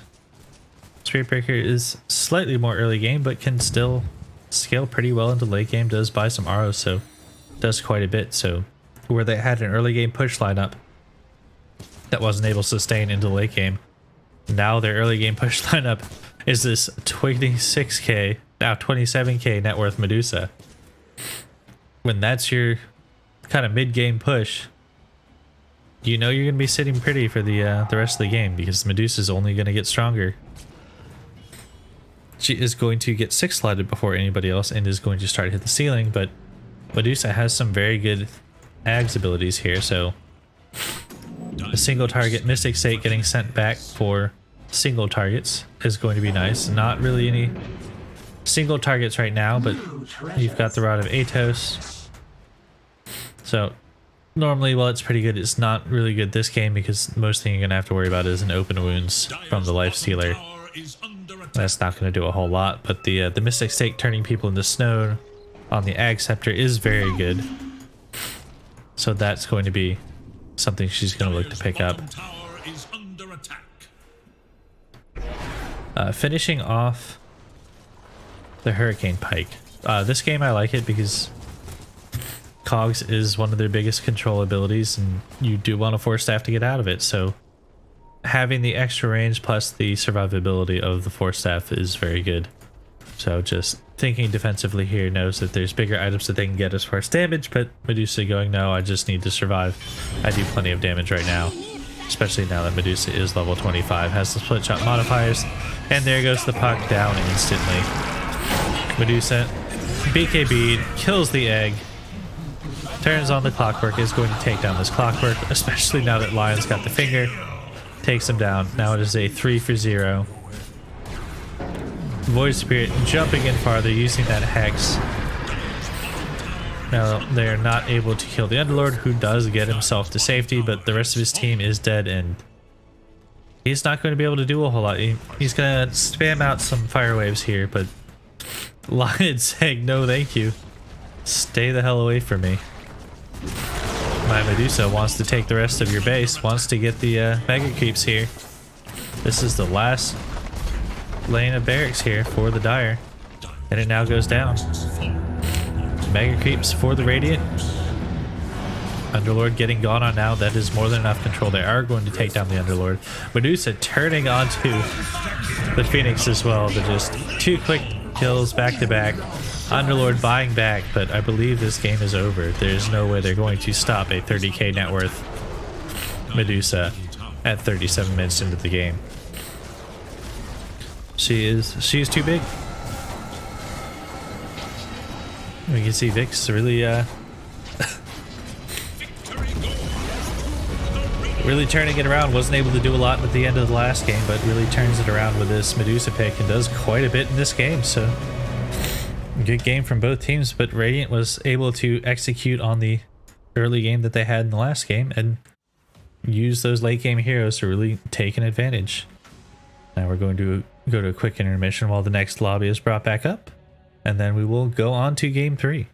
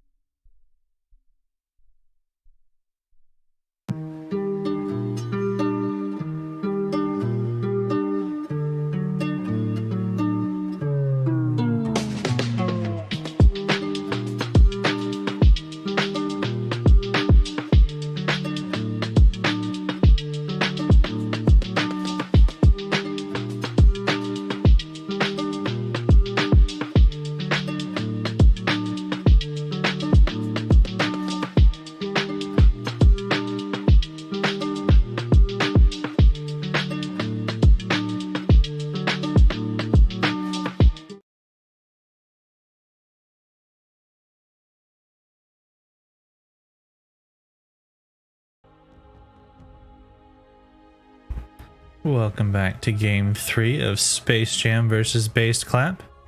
It is Dyer's We are at a 1-1 in the series. choose. Now we can see the first bands are the exact same as they were in the last game. Jug and Gripstroke and Beastmaster and the PL, but Bass Clap now gets the Dyer that they seem to be favoring. They've won the Dyer the last couple games and now they actually get it. Space Jam picking up the Lion, so not letting that get through to a Bass Clap this time around. 10 seconds remain. So let's see who Bass Clap decides to open up with. That Spirit Breaker was a good pick for them, did a lot more than Murano was able to in the last game. And they go right for that Spirit Breaker again. That is, I feel like that was a good hero for them. It caused a lot of problems. They got a lot of ganks based off the Spirit Breaker. Going in and charging and then just right clicking, and then as soon as they get the bash through, jump in and capitalize on the bash. 10 seconds remain. 5 So, seconds remain. let's see how they go for their second pick though.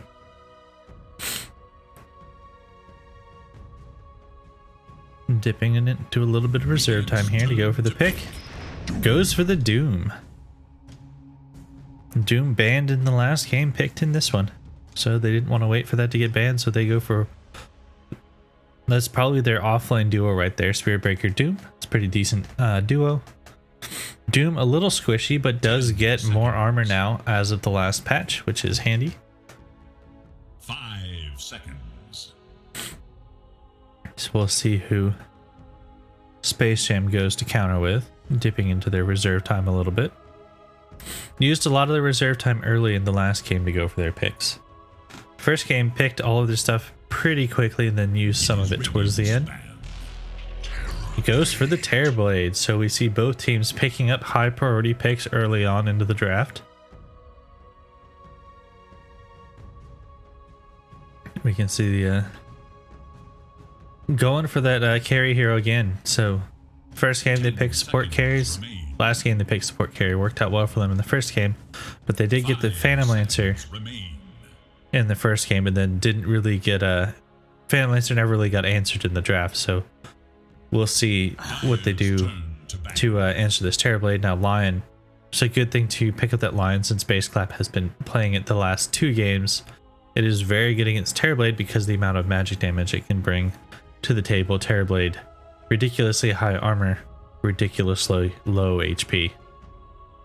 Now Space Jam getting rid of the Drow Ranger, that is a good ban, especially against the Terrorblade. Terrorblade, a lot of his innate tankiness comes from his naturally high agility, which is what gives him a natural armor.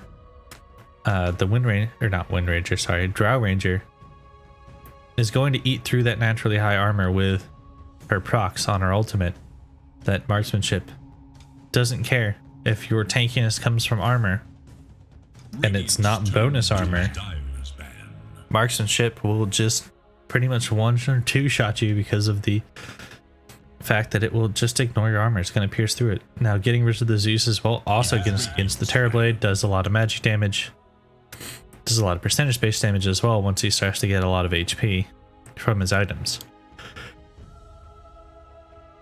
Now Base Clap getting rid of that Puck, getting rid of the Storm Spirit, so wanting to get rid of the control for someone who wants to jump around, but then also getting rid of someone who wants to jump around the map.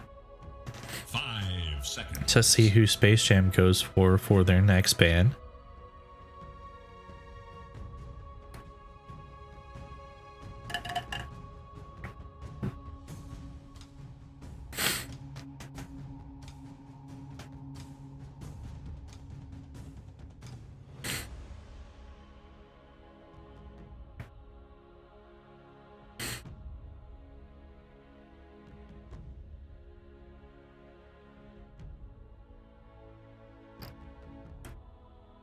Eating into some reserve time here, so we're really thinking about this next ban. Trying to figure out what's going to cause them the most problems in this current game. Gets rid of the Spectre. Is able to jump on top of the Terrorblade, but doesn't really do a lot to burst down Terrorblade, so Terrorblade could just fight into her and then swap HP, or just ignore her, fight somebody else, and then turn around and use the Sunder.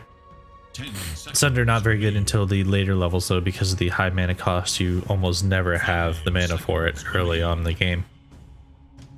200 is a lot for a Terrorblade who doesn't have much more mana than 200 in the beginning of the game. Generally use it to spam out your illusions so that you can efficiently farm the jungle. Base Clap getting rid of the Bloodseeker. Still a pretty strong hero in this patch with the change to allow his HP recovery to be also on his thirst. He's able to do quite a lot because then he can just get thirst, get his blood right, and pretty much ignore his Q completely until later levels, which helps him both to sustain and to get extra move speed and attack speed when anyone else gets low, which is what you wanted from the thirst, but you used to have to split your points. Now you just don't have to. You can ignore the Q until the end and goes for nukes as well as sustain at the same time. So we'll see who Base Clap goes for on their next pick. Eating into the reserve time here. Only about a minute left, so minute 15. Getting down there, probably going to get down to just about a minute left before they make their next pick. They do have 3 more picks to go, trying to decide how to answer this Terrorblade and this line, but also making sure that they don't leave themselves open to getting hard countered in the rest of this draft as well.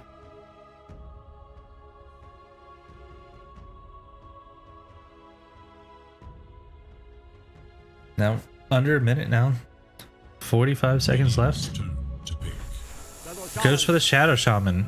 Very similar to Lion, but offers more team fight as well as kind of objective-based gaming. Lion very good about nuking someone down, getting that control. Has 2 control abilities. Shadow Shaman also has 2 control abilities. Lion able to move around better while he does it, as well as having that nuke on the finger. But Shadow Shaman can play more objective-based, is able to take towers by himself, so you have to be careful of a Shadow Shaman sneaking around the map, dropping wards on you. Just getting some chip damage on towers, or just outright taking your towers because you were busy farming other lanes, so you didn't keep an eye on the Shadow Shaman, just sneakily Aether Shocking down a lane and pushing it. Shadow Shaman also good nuke damage and Aether Shock. Does do quite a bit, so 2 heroes do similar things as far as the support role from the laning perspective go, but have fundamentally different plans as far as the overall tone of the game goes. One wants to get kills, one wants to push your objectives. And me personally, I prefer the Shadow Shaman because I like it when your supports can get aggressive and push objectives, because objectives are much more valuable than kills in most instances when you need to kind of separate when you're trying, when you've got that, when you're on your kind of your back foot and you need someone help. Shadow Shaman taking objectives is very useful. Ooh, Oracle now. Very strong hero. That's going to make it very difficult to burst somebody in a team fight. The Oracle is going to have quite a bit to save his team, as well as if you're trying to get that Terrorblade down, he can just pretty much ignore you completely and just have this Oracle save him. Void Spirit coming back out for base clap though. Very good Void Spirit in the last game. Also can get to the backline, so he will be able to jump this Oracle, and is most likely exactly what that Void Spirit is going to be doing for this whole game. 10 seconds. Has to make sure that Oracle cannot save TB. 5 seconds. There's probably going to be another hero here that's going to come out for the mid lane. Most likely the mid pick here for Space Jam. Only about 15 seconds now left on reserve time, so they're going to have to pick these next couple picks quick. Can't waste any time on the bans either. Turn to ban. Legion Commander. Good lockdown, I like it. Shadow Shaman's going to have to be careful though, because if you stand still and try to control somebody, Legion Commander's just going to walk up and duel you and try and take some free duel damage. But also strong Dispel as well. I believe it's a strong Dispel on the Legion Commander. Oracle has a strong Dispel, has multiple Dispels. Has his Q, has his ultimate. Legion Commander has W, so quite a few Dispels here where Void Spirit's going to want to try and pop in and silence people. They've got abilities that are going to be able to help each other out and get those Dispels off. As well as the instant control from the Lion is going to cause problems with the Void Spirit trying to jump around in a team fight as well. Lion is able to instantly hex him.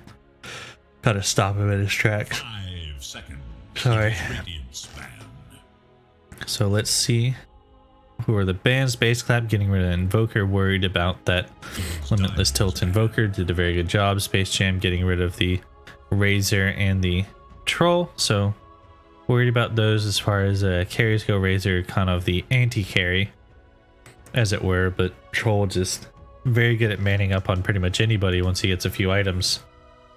You don't want to stand and go toe-to-toe with a Troll, kind of the same way you don't want to go toe-to-toe with an Ursa's. 5 seconds. They're just going to get better and better the more times they hit you.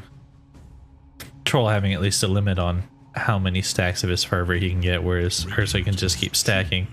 Base Clap getting rid of the Pangolier, so worried about the Pangolier kind of bouncing through. They don't have anything that's BKB piercing, not really any leashes or kind of simple abilities that are gonna be able to get on him quickly, so he'd be able to hop around a little bit in these team fights, cause some problems, especially with the Oracle and the Legion Commander able to purge him and keep him popping around.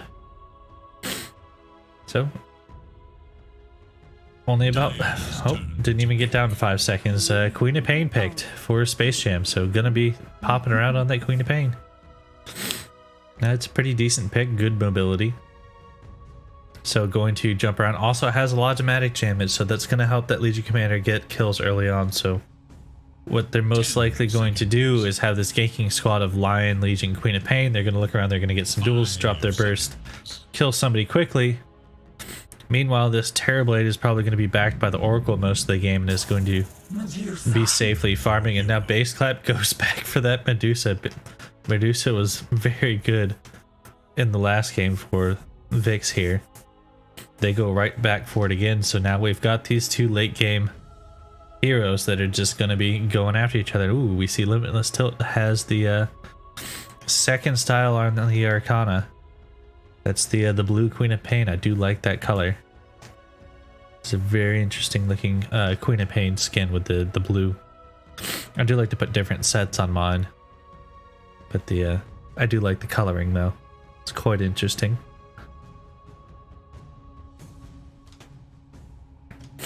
Lion's got his big horns on a mug here, so it's definitely gonna be Lion in the off lane with the Legion Commander, so already they're going to be doing their stuff with a Jam and Fat Loser are going to be in the safe lane. That's kind of how you expected it. Oracle's going to be following this Terrorblade around, just trying to make sure that TB can sit and farm the way he wants to. Lactotac and Sabergon are going to have an issue with this Oracle. Since they're both melee heroes, he's going to be spamming out his spells and right clicks. Very fast right clicks, but not a lot of damage, so not going to be too worried about the overall damage from it. Just has to worry mostly about the Purifying Flames. If you can keep stacking those, you're going to drop low very quickly.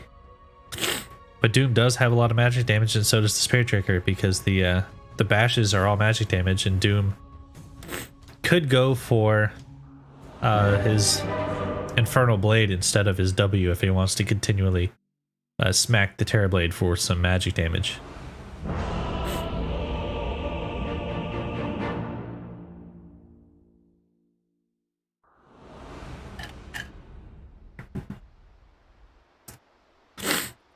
Alright, you know, let's start with the Radiant this time, since I've been doing Space Jam first every time. Might as well do them for the last one. So we have Hawaiian Pog on the Legion Commander. We have Jam on the Terrorblade. We have Fat Loser on the Oracle.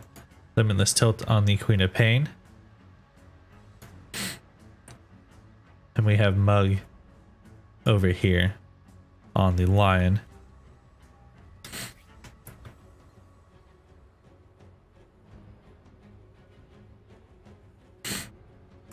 We see another pause coming out in the game. We've had pauses in all three of our games so far.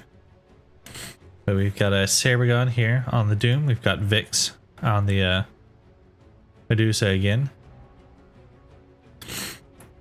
We have Shadow Shaman on, or Yugido on the Shadow Shaman. We have Treehard on the Void Spirit again. We have Lactotact again on the Spirit Breaker. So we see a Base Clap knowing the heroes that they won the game with and putting them back on the those heroes again. No escape though for the Muzu, so they don't have the Stampede to get her out of situations, so that's going to be interesting to see how that affects the game, because there's a couple instances where Medusa was able to take advantage of that Stampede to maneuver around for a team fight, especially that team fight that pretty much ended the game in the Roach Pit, where they were able to get across pretty much the entire map because of the Stampede. And Sabergon just kind of going ham, jumping right in there, getting the stun off, doing his damage. He died at the beginning of the team fight, but because he used that Stampede, the Void Spirit as well as the Medusa were able to cross from down here and get into the Roach Pit very quickly. We just see kind of some heroes wandering around. Jam not trying to fight for runes, just says nope, I'm too squishy to some magic damage. I don't want to take any, I'm just going to leave. And it's not needed either. They're just going to evenly trade on bounties again. So 2 and 2. 2 Radiant, 2 Dire, just making it simple. Lion not going for any Mug trying to show off his skills and get a triple stun like the Radiant did in the first game. Hawaiian Pog. Oop, missed a creep there, but it's when the creeps like to cut across the lane, you do tend to miss one of them a little bit. It is really annoying. I see Lion taking a lot of extra damage here. Shadow Shaman has 75 plus 2. Lion only at 50, so Medusa only has 59. Shadow Shaman does 25 more damage than both of these two heroes. 65 on the Legion Commander. Medusa just going to try and get some harass out, but doesn't quite have the same harass that the Shadow Shaman does. So let's see if the Queen of Pain is able to do more to the Void Spirit than the Puck was able to, but knows that his build is this Aether Remnant Resonant Pulse, so gets the Scream of Pain, has the Shadow Strike, is going to do a lot of damage to this Void Spirit because he doesn't have the Simulate, so he's not going to be dodging any daggers.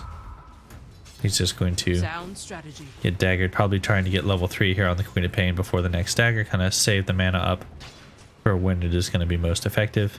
We'll get it with this next creep. And that next point, oh, goes into the Scream of Pain. So looking to just get Scream of Pain damage. Does only cost 100 mana, so it is a lot cheaper. Does a little bit more damage, but you do have to get close to use it, but not worried too much because the Void Spirit is a melee hero. Now Lion's just taking some harass here from the Shadow Shaman, who's just right-clicking people, just causing problems with those right-clicks.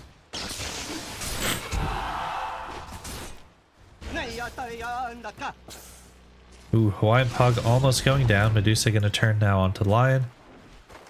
Probably wanted to use that Mystic Snake on the Lion with a couple right clicks, would have gotten the last hit. Void Spirit was able to collect the Water Rune on the bottom, and then we see the Queen of Pain able to get the Water Rune on the top, has the bottle as well, able to fill it off of that. Nothing to your pile.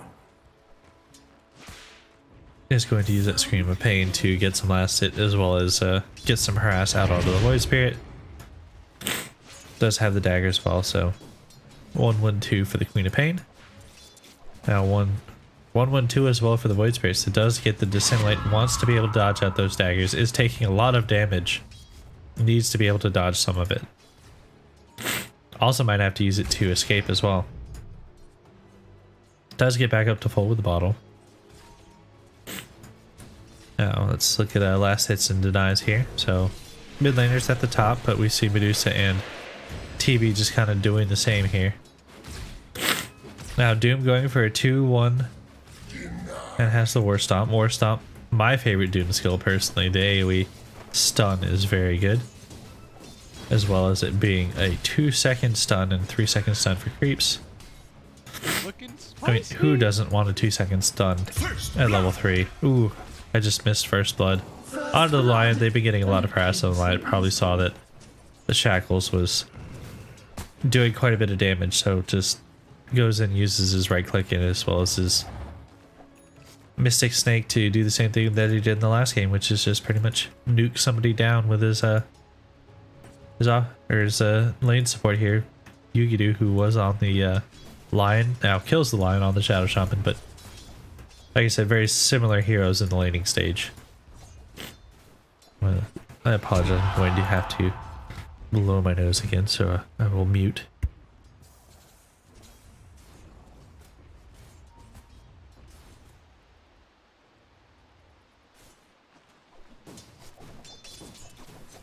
Radiant's courier has been slain in cold blood.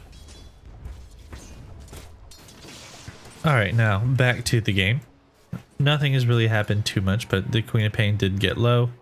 Does bottle the bounty rune, so is able to fill up the bottle a little bit and get back up. Void Spirit doing the same thing, but wasn't low, so it will be able to save those charges if he wants, but goes ahead and uses the first one. 6 minutes is coming up, so the mid laners are going to be fighting for those runes in the mid lane. So let's see kind of what they go for here.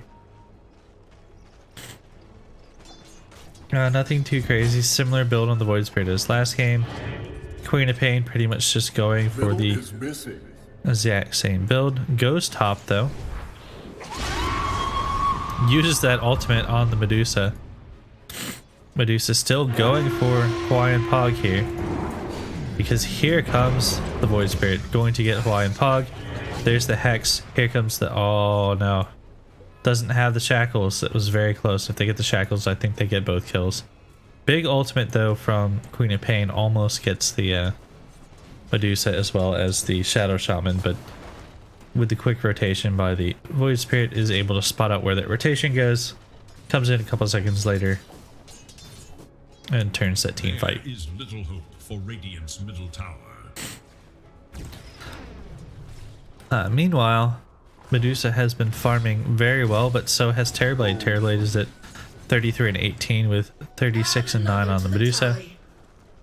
But that means that the offlaners are, neither one is able to get a lot out of their lane. This Doom at 16 and now Legion Commander at 16. Legion Commander going for a quick phase into Blade Mail.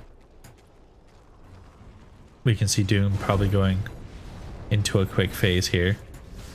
The difference between Doom and Legion Commander is that Doom has this farming ability in this queue, but does have to be careful. Terrorblade does have his Metamorphosis out. Doom going back in with his stick is able to get down the Terrorblade. Now they want to turn on the Oracle. Lion only level 2 is not going to be able to do a whole lot. But here goes the Queen of Pain. Oh, look at that deny. What a play by the support. Is going to probably go down to the Queen of Pain here. Queen of Pain really wants to get this kill. Here's the blink. Gets shackled. Doesn't have the mana. Oracle taking that kill.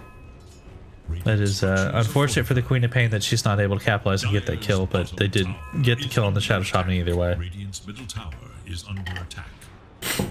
But no rotation by the Void Spirit. Void Spirit just getting some tower damage. Wants to take this tower down so that he can kind of rotate while this lane pushes in on its own.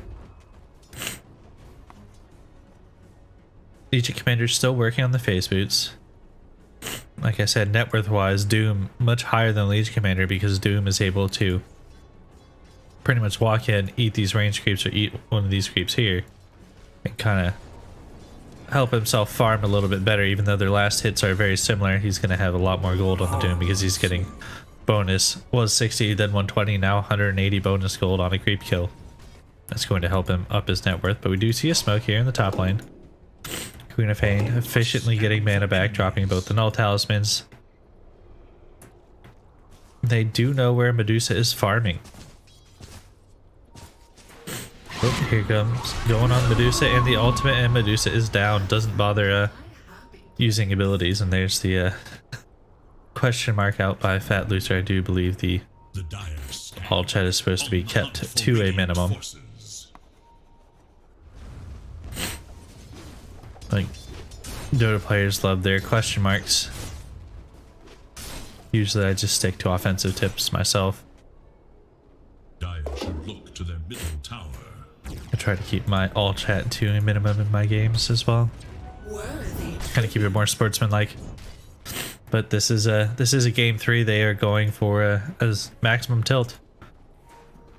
This is a lower bracket game, so both of their tournament lives are on the line. They want to use every advantage they can. You know, it was OG who said in TIs, you know, I don't know why people aren't dropping their sprays, people aren't using their chat wheels. You gotta use it. You gotta use what's in the game to play that mental game. But here we see Void Spirit getting a quick kill onto the Lion, but we see rotations coming in. We do have the duel. We do have the Queen of Pain. It's just going to go right forward with the kill secure from the Oracle. No duel. Unfortunately, I think they could have maybe just slowed down and got the duel off. They do want to get some duels off. Level 6 on the Legion Commander. No Blade Mail yet. No duel. Oh no, has the Blade Mail. Finished it before boots.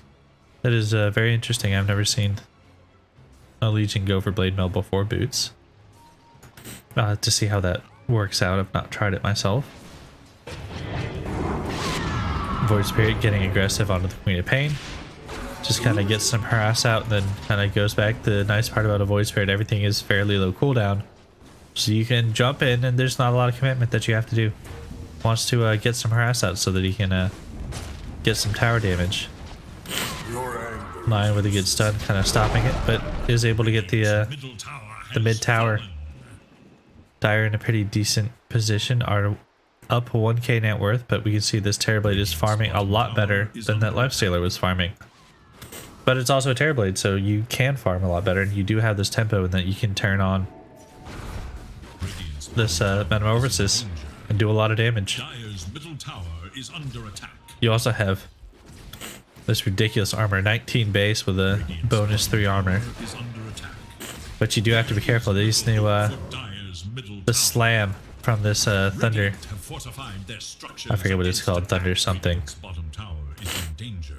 It does like you can see Terrorblade dropped very low. That new I think it's like Thunderhide or something. It does so much more damage than it used to. You have to be very careful. Ooh. That has to be hard. They are smoked. They want to get this Medusa. Had to avoid killing that courier so that they could try to get this Medusa, but they are getting turned on now. Here's the shackle, but there's the purge going to go out. Now Oracle going down on the backline. I don't know why the Oracle was that deep. There's the Doom out onto the Legion Commander, has the Blade Mill. Doom just kind of running him down now. Here comes the Void Spirit with the leap forward. But here's the Terrorblade in the Metamorphosis, is going to take down the Doom. Does too much right click, but has to be careful. Medusa is chunking through him. Doom almost up now on Hawaiian Pog, does get the heal, is going to turn. Now that the Doom is up, Legion Commander is going to be very safe. I did miss this kill onto the Void Spirit. Looks like Void Spirit was caught by the Lion and the Queen of Pain on the backline, so that was a good turn by them to kind of even out the fight. And now they turn to this mid tower with the Terrorblade. So this Legion Commander is using the There is little hope for Moment of Dire's Courage, middle not Moment of tower. Courage, sorry, press the attack. Ooh, there's the Doom stun with the AoE. Here comes the Spirit Breaker on the backlines. Does get the ultimate off on the Terrorblade, so Terrorblade able to fight into the Dire. Dual win now for the Legion Commander. Does get stunned though. Terrorblade going down. Took too much damage during the Oracle ultimate. Oracle going down. Now Legion Commander getting slowed up here by the Doom with the mini stun. Legion Commander does go down to the Dire, and Void Spirit able to get onto the backlines and kill that Lion. And we see another good game by Treehard, who is on this Void Spirit again. 3-1-3, not as good of a game as he had last time, but still doing very well. Very good on this hero. I can see why it got banned in the first game, with how much of a problem it's causing them in the second game. Medusa has the Yasha now going for the Dragon Lance. Has enough gold for the Dragon Lance, going for it next. I don't know if they're going to go straight for the Manta first, but it looks like they are going for Manta first. Bottom tower is in danger. Yasha almost finished on the TB. TB gonna go for Manta and then straight into Scotty. So similar builds, but Medusa just a little bit ahead. So Terrorblade kind of skipping, but Terrorblade doesn't typically get the Dragon Lance anyway. Only can take advantage of it in his Metamorphosis form, though you really only want to take team fights in your Metamorphosis. But there are better items that you can get for TB than Dragon Lance. Medusa is really the one that wants the Dragon Lance. Now we can see the Dire is down here taking over the Radiant Jungle, farming up here. Doom still staying up there because of the Devour Gold. Has the Blink going for the BKB. I think that's a very good idea. Shadow Shaman going for the Blink, playing similar way that he played the Lion. See Medusa, very similar build. Check the builds. Queen of Pain has the Void Stone. Based on the items, I'm guessing that's Yule Scepter. I personally like Yule Scepter on Queen. It gives you mana regen, helps you run around the map, as well as stay safe from some of these silences. Void Spirit going for the Orchid, so most likely that's why Queen of Pain wants to get a Yule's, knowing how Treehard is going to play this Void Spirit. Lion going for the Blink. Oracle, early game items, pretty much just what you'd expect from an Oracle. Legion Commander working on Phase Boot still. Might skip it, go straight to Blink. I think it'll probably depend on how the game is going. Probably doesn't really need the blink Dire's middle tower that early. Mid tower gonna go down. They do 4 to 5, but against attack. it only has 60 HP, so I'm just gonna come by and hit it, take it out. But Radiant are, or Dire are in the area to kind of defend this tower if Radiant decide to go on them.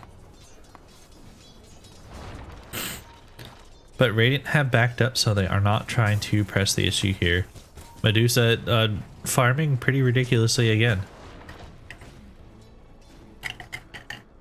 Going to deny this mid tower. And there's the deny. Dire's middle tower has Finish the been Manta now. Almost has the Overaxe to finish off the Dragon Lance. Very good timings again. The Void Spirit here did not get as many kills as he did before, so he is lagging behind in the farm behind the Queen of Pain. Queen of Pain 3, 0, and 4. That one death on the Void Spirit is what separates their net worths right now. Excuse me. Terrorblade here farming very well though, is kind of keeping up with the Medusa. Medusa is getting a little bit of ahead, is almost 2k ahead now, but doing still fairly decently on the Terrorblade. Let's see, 3, 1, and 3 on the Medusa, 1, 2, and 2 on the Terrorblade. So you can see the Medusa just getting some kills as well as surviving better in the team fights is going to make up the net worth on the two heroes. Otherwise, I think when it comes to actual farming of creeps, they're doing pretty evenly. But Jamir is going to have to go into the Dire triangle to find some farm as his teammates are farming the same area that he is. He is now temporarily getting stalled in his farm. Now, this is an issue that you want to be careful with while his illusion is taking out some heroes. You want to make sure that your cores are spread out so that you don't starve your own heroes from farming. Dire is postured top. Now they're going to take over the Radiant jungle. We can see some high wars getting pushed out here to try and give them the vision, see if they can get any pickoffs. They don't see anybody, so they are most likely going to either back up or look to take one of these two towers. They're bringing the Medusa in, going to farm this ancient stack. Gets the Aquila again. It's a good Medusa item. Dire should look to their bottom tower. Now they do know they're up there because they sent the illusions up there, so Radiant is aware of where the Dire are. Dire's bottom But they are going to just continue to farm. They're going to push some lanes, but overall nothing really happening quite just yet. Both teams in the area, but nobody wanting to hard commit yet. Both teams have very good counter initiation potential. So both teams knowing that they're going to lose valuable heroes if they don't take team fights correctly. And Void Spirit getting used. I amplify. Did get aggressive, but there were 5 heroes there. I'm surprised that he did not get killed. Now they are going on to the Shadow Shaman. They do need to turn and help the Shadow Shaman. There's the finger. He does get the wards down, but is getting fingered. Now there's the ultimate from the Queen of Pain. Now Medusa hasn't popped her ultimate yet, but is just right-clicking in. There's the duel, another duel victory from the Legion Commander. Legion Commander probably going to go down. Here is the ult now from the Medusa, forcing back the Radiant. Now it is a 2 for 2, but they did get the dual kill, so Legion Commander does have 20 dual victory damage. They do use the Medusa ultimate. I believe Terrorblade Metamorphosis is still available, but there goes the Silence. Void Spirit able to stay in the fight, and there goes Terrorblade. Terrorblade needs to be able to get that off, but was not able to. He does pop his Mantis Tile and then gets punished for it by the quick jump of the Void Spirit. And Void Spirit just kind of gets back now. Now we can see Spirit Breaker is charging in, using the Medusa as his fairy. Kind of ferry him back into the front of the map. Medusa farming the Radiant Ancients, able to get this nice double camp farm because of the way that it's positioned. The extra range does a lot for helping her to farm multiple camps. Invisibility. Just a quick charge cancel by the Spirit Breaker. See who he decides to go on again. I'm not sure what items he's trying to build with these. Ooh, quick jump again. Kills the lion with the Orchid.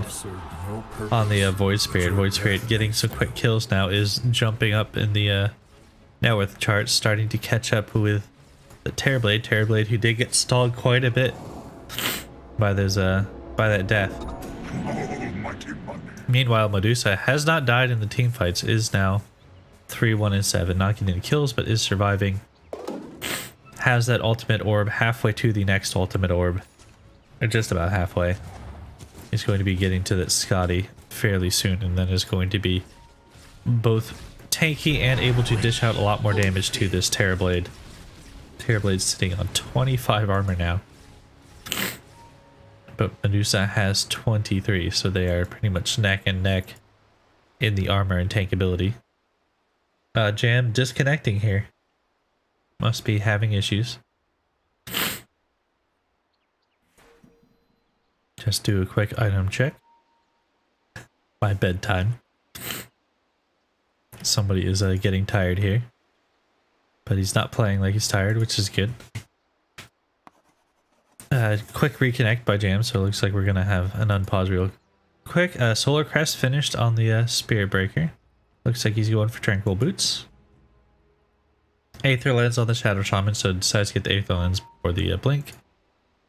Going for that BKB, similar build again on the Void Spirit. It worked out very well for him in the last game. Looks like it's probably going to work out for him again on this game. Phase, Boots, Blink, and BKB on the Doom. Looks like he's going for the Shivas next. Just the AoE slow, as well as I think it still does regen. Yeah, regen and lifesteal reduced by 25%. So between the Scotty and the Shivas, any kind of regen is pretty much going to be shut down. And that's going to be aimed right at this Purifying Flames with this False Promise. Going to stop people from healing up inside of that False Promise. Void Spirit jumping onto the Queen of Pain here. Queen of Pain getting ultimate. Ooh, big scream by the Queen of Pain. Void Spirit is turned into a frog. Doom does get the BKB off, but it has to be careful. TB doesn't care about a BKB. Oracle going down, but now the Void Spirit has to be careful. Is going to go down to the TB. TB does have too much damage. Medusa not into the area. Medusa on the back lines. But Shadow Shaman is going to get dual. Line goes down. Medusa now in the team fight is trying to chase them down, but they're just walking down everybody else. Medusa is sitting by herself. Has to be careful. The rest of her team is down, and her ultimate is now down. Dire is going to go straight into the Roche Pit. They are not worried about this Medusa, who has no more ultimate now. They're going to be able to take down this Roche. It is now 13-16. While they did win the team fight, Medusa's the problem, right? Medusa didn't die, so she's going to keep farming. Is going to be looking to finishing that Scotty. This will do. And while TB is going to have an Aegis, TB will not have... Oh no, they can't even finish Roche. He's doing too much. Will be rewarded. They're backing out of the Roche Pit. That is unfortunate for the Dire. They wanted to take an objective off that team fight, but without the Metamorphosis, they're not going to be able to finish Roche. Roche is now low, but they aren't finishing it. They are going back in after they heal, so they have to try and finish this, right? Like, they started doing it, they've committed to it, now they have to be able to finish this Roche, or it's going to cause them a lot of issues. But Dire can see that they're still going. I wonder if the Dire are going to try and jump. They are in a position, it is a very dangerous fight where the Radiant keep taking it now. Void Spirit is in, having to kind of try and heal up. Oh, Aegis on the Void Spirit. Dual victory kills the Shadow Shaman, so the commander able to take it down. But there's the Medusa in the front of that pit again, causing problems for the Radiant. And there goes the down goes the Terrorblade. Now we can see all of the Radiant heroes are low. Void Spirit is going after them, is trying to take them out. Queen of Pain getting out. Lion going down, does spot him out there. Queen of Pain getting the turn onto the Spirit Breaker there, but blinks away, so more mid-ability than Puck is able to survive. But again, we see this Medusa comes back in. They do take too long to finish the Roche on the Radiant. They weren't able to go in. They tried to go back in, but that's enough time for Medusa to both finish the Scotty and have her ultimate back off cooldown. And we can see in game 3 as well as game 2 when she is able to just stand in the mouth of that roach and just attack into it. She's going to hit everybody in the pit. She's going to hit everybody outside the pit, and that's going to cause serious problems for the Radiant. Now, silence out from the Queen of Pain does hit the Void Spirit. With the silence, does blink away, so he's not able to use the Aether Remnant. Is not going to get the in range to do anything to stop her from TPing out. Good quick TP by the Queen of Pain to escape there. Is that a Blink Dagger finished? Dire's bottom tower For is the under attack. Shadow Shaman? I can't see his courier. Nope, just wards. Shadow, I thought he had finished the thought Shadow Shaman had finished the Blink Dagger, but just has the Keen Optic. The Aether Lens is probably going for Ag Shard before Blink. Just probably realized I don't really need to blink as much. They're kind of initiating onto us, but now we see the there's the wards that are going to help take down towers. So Dire is going to continue to accelerate 15 to 19, 11k in the Dire's favor. We can see Medusa here has just got her Scotty, now going for the Ag Scepter. Get rid of those illusions instantly. Medusa, if she's able to get ahead, does more things than most heroes is able to do. We can see some drawing all over the map. Void Spirit calling for help. Has not finished the BKB yet. As the Orchid has a bottle of DD. Is almost there. Void Spirit is getting very close. Neck and neck with the Queen of Pain here. What is Queen of Pain's items? Witchblade, Yule's Scepter. Nothing else queued up. Lion has the Blink. Phase Boots almost blink on the Legion Commander. Has the Blade Mill. Blade Mill is the reason he's been getting a lot of these dual victories. Plus the bonus has won 6 dual victories now. Or had maybe it was 4. I think 2 and 2. 2 level 1s, 2 level 2s. I think that's 60.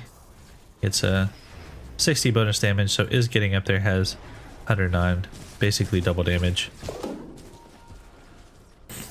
The smoke into the Radiant Triangle picks up the bounty round. Not worried about vision, but they do ping it out. Radiant kind of split here. They have 2 top, as well as 3 back in the base. Have their own smoke, so it's a counter smoke.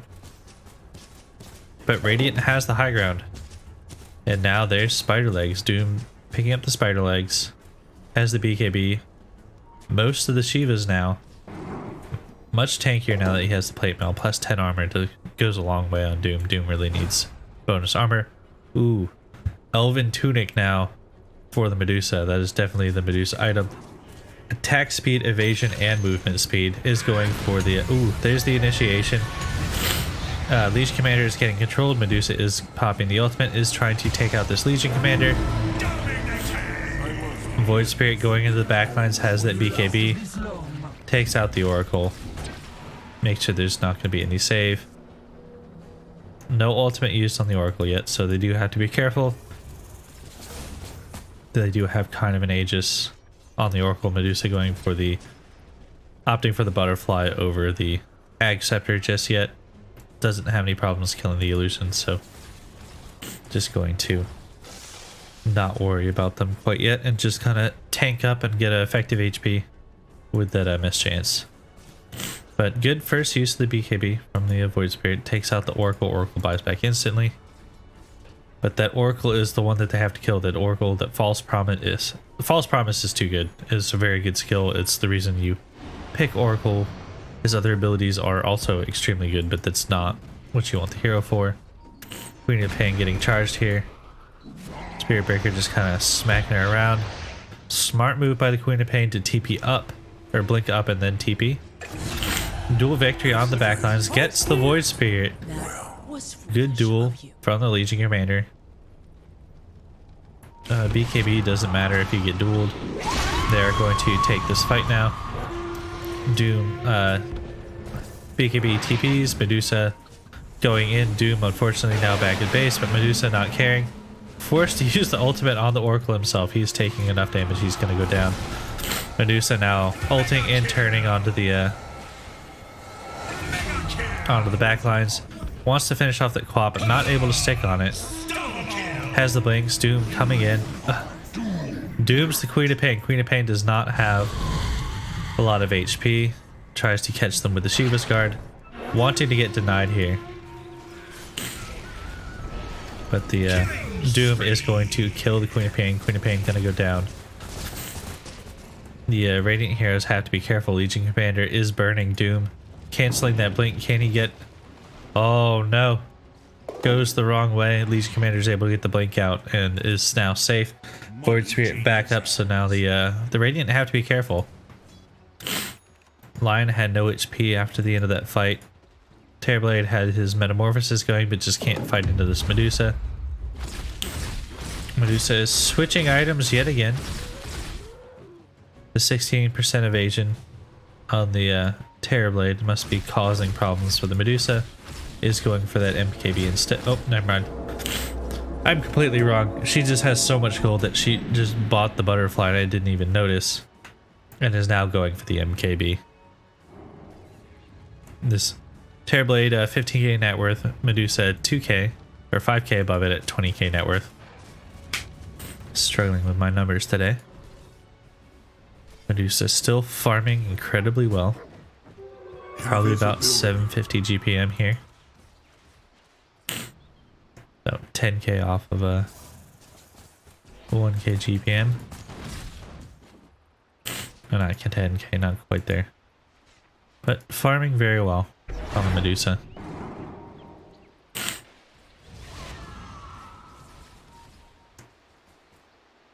Yeah, no, sorry. It is 10k. 10k off of a 1k GPM. Probably not going to hit 1k GPM, but that doesn't really matter. Medusa, oh, switching again, going for the BKB. Vix liking to switch items quite a bit before Vix decides on which items to buy. Did this on the Bristleback. Really kind of picking and choosing. Doom going for more armor. I like it. I like more armor on Doom. Make him tankier. He's doing quite a bit in these team fights. Sabergon was able to catch out that Queen of Pain with the late Doom. It's kind of blinking around using that War Stomp to really cause some problems along with the Infernal Blade. Now that he's got the Spider Legs, goes for more. He's going to get the AC is going to help your Medusa. Medusa does benefit from that extra attack damage as well as the minus armor. Medusa going for the Ancients here is almost done with BKB. 800 gold from buyback, so most likely going to buy out. Shadow Shaman going down. I missed that gank, but I don't think that was a dual victory. Might have been. Queen of Pain has the shard now, so the summit, boom. Shadow Shaman buying back. Knows that Roche is up. Knows they have to take a team fight. Doom getting in. Void Spirit here killing the Oracle. Oracle caught out again. Now with the Oracle down, has no buyback this time. This is going to be a dire Roshan. They're going to have Aegis and they're going to be able to start pushing high ground with this Aegis Cheese and Ag Shard. I'm curious as to who they're going to put their Ag Shard on. Medusa, there are a lot of single target spells now for the Medusa to start sending snakes back on.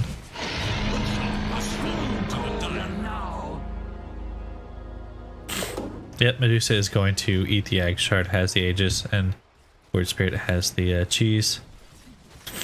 Now we're going to see Cold-Blooded on Medusa, but you're not going to want to start sending out spells on a Medusa. There's a lot of single target. We have the Duel. We have Finger. We have Mana Drain. We have Hex. We have Shadow Strike. Sunder is also single target, but I don't think that really counts. If you Sunder, you're not that worried about the snake. But yeah, with the wards now and the Aegis, Medusa's gonna feel very comfortable just sitting here now.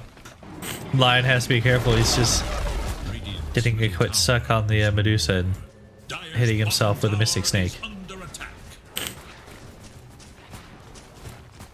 But has his own shard, is spell immune while channeling, so if he just continues to keep the suck going, would not take any damage from the Mystic Snake.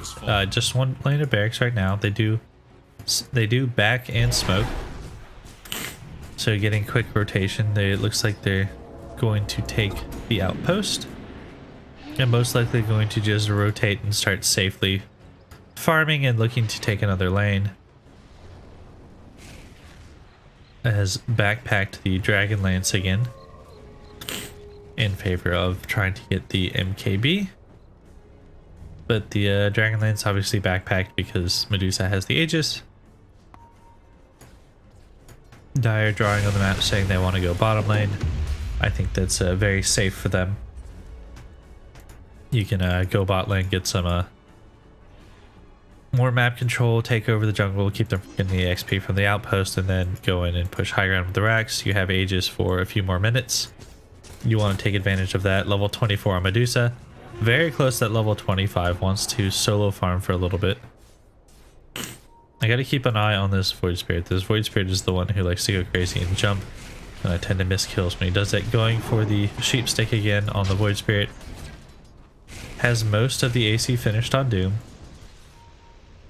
Medusa just saving for buyback now. What has Shadow Shaman had? Nothing coming out of the courier. Shadow Shaman just Aether Lens boots still.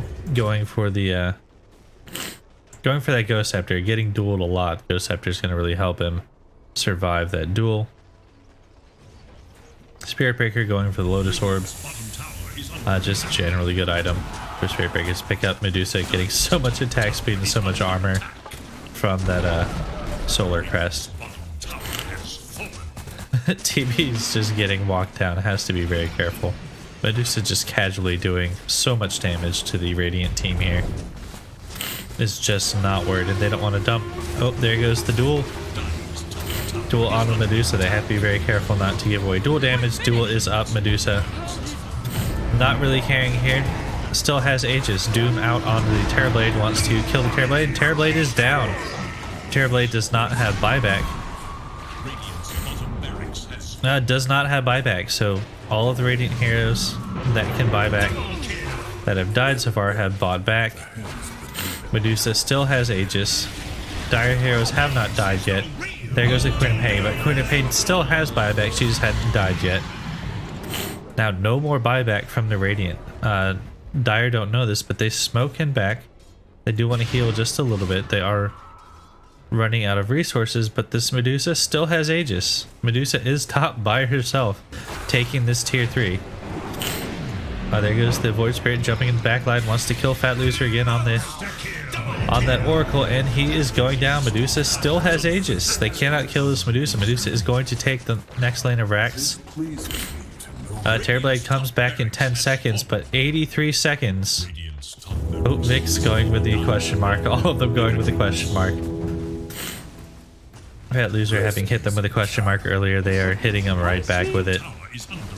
Terrorblade, no metamorphosis for 60 seconds. Medusa having the Aegis of the Mortal. Has her ultimate as well, uses her ultimate.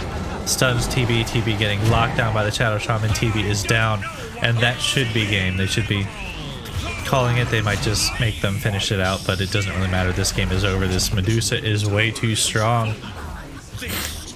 Oh.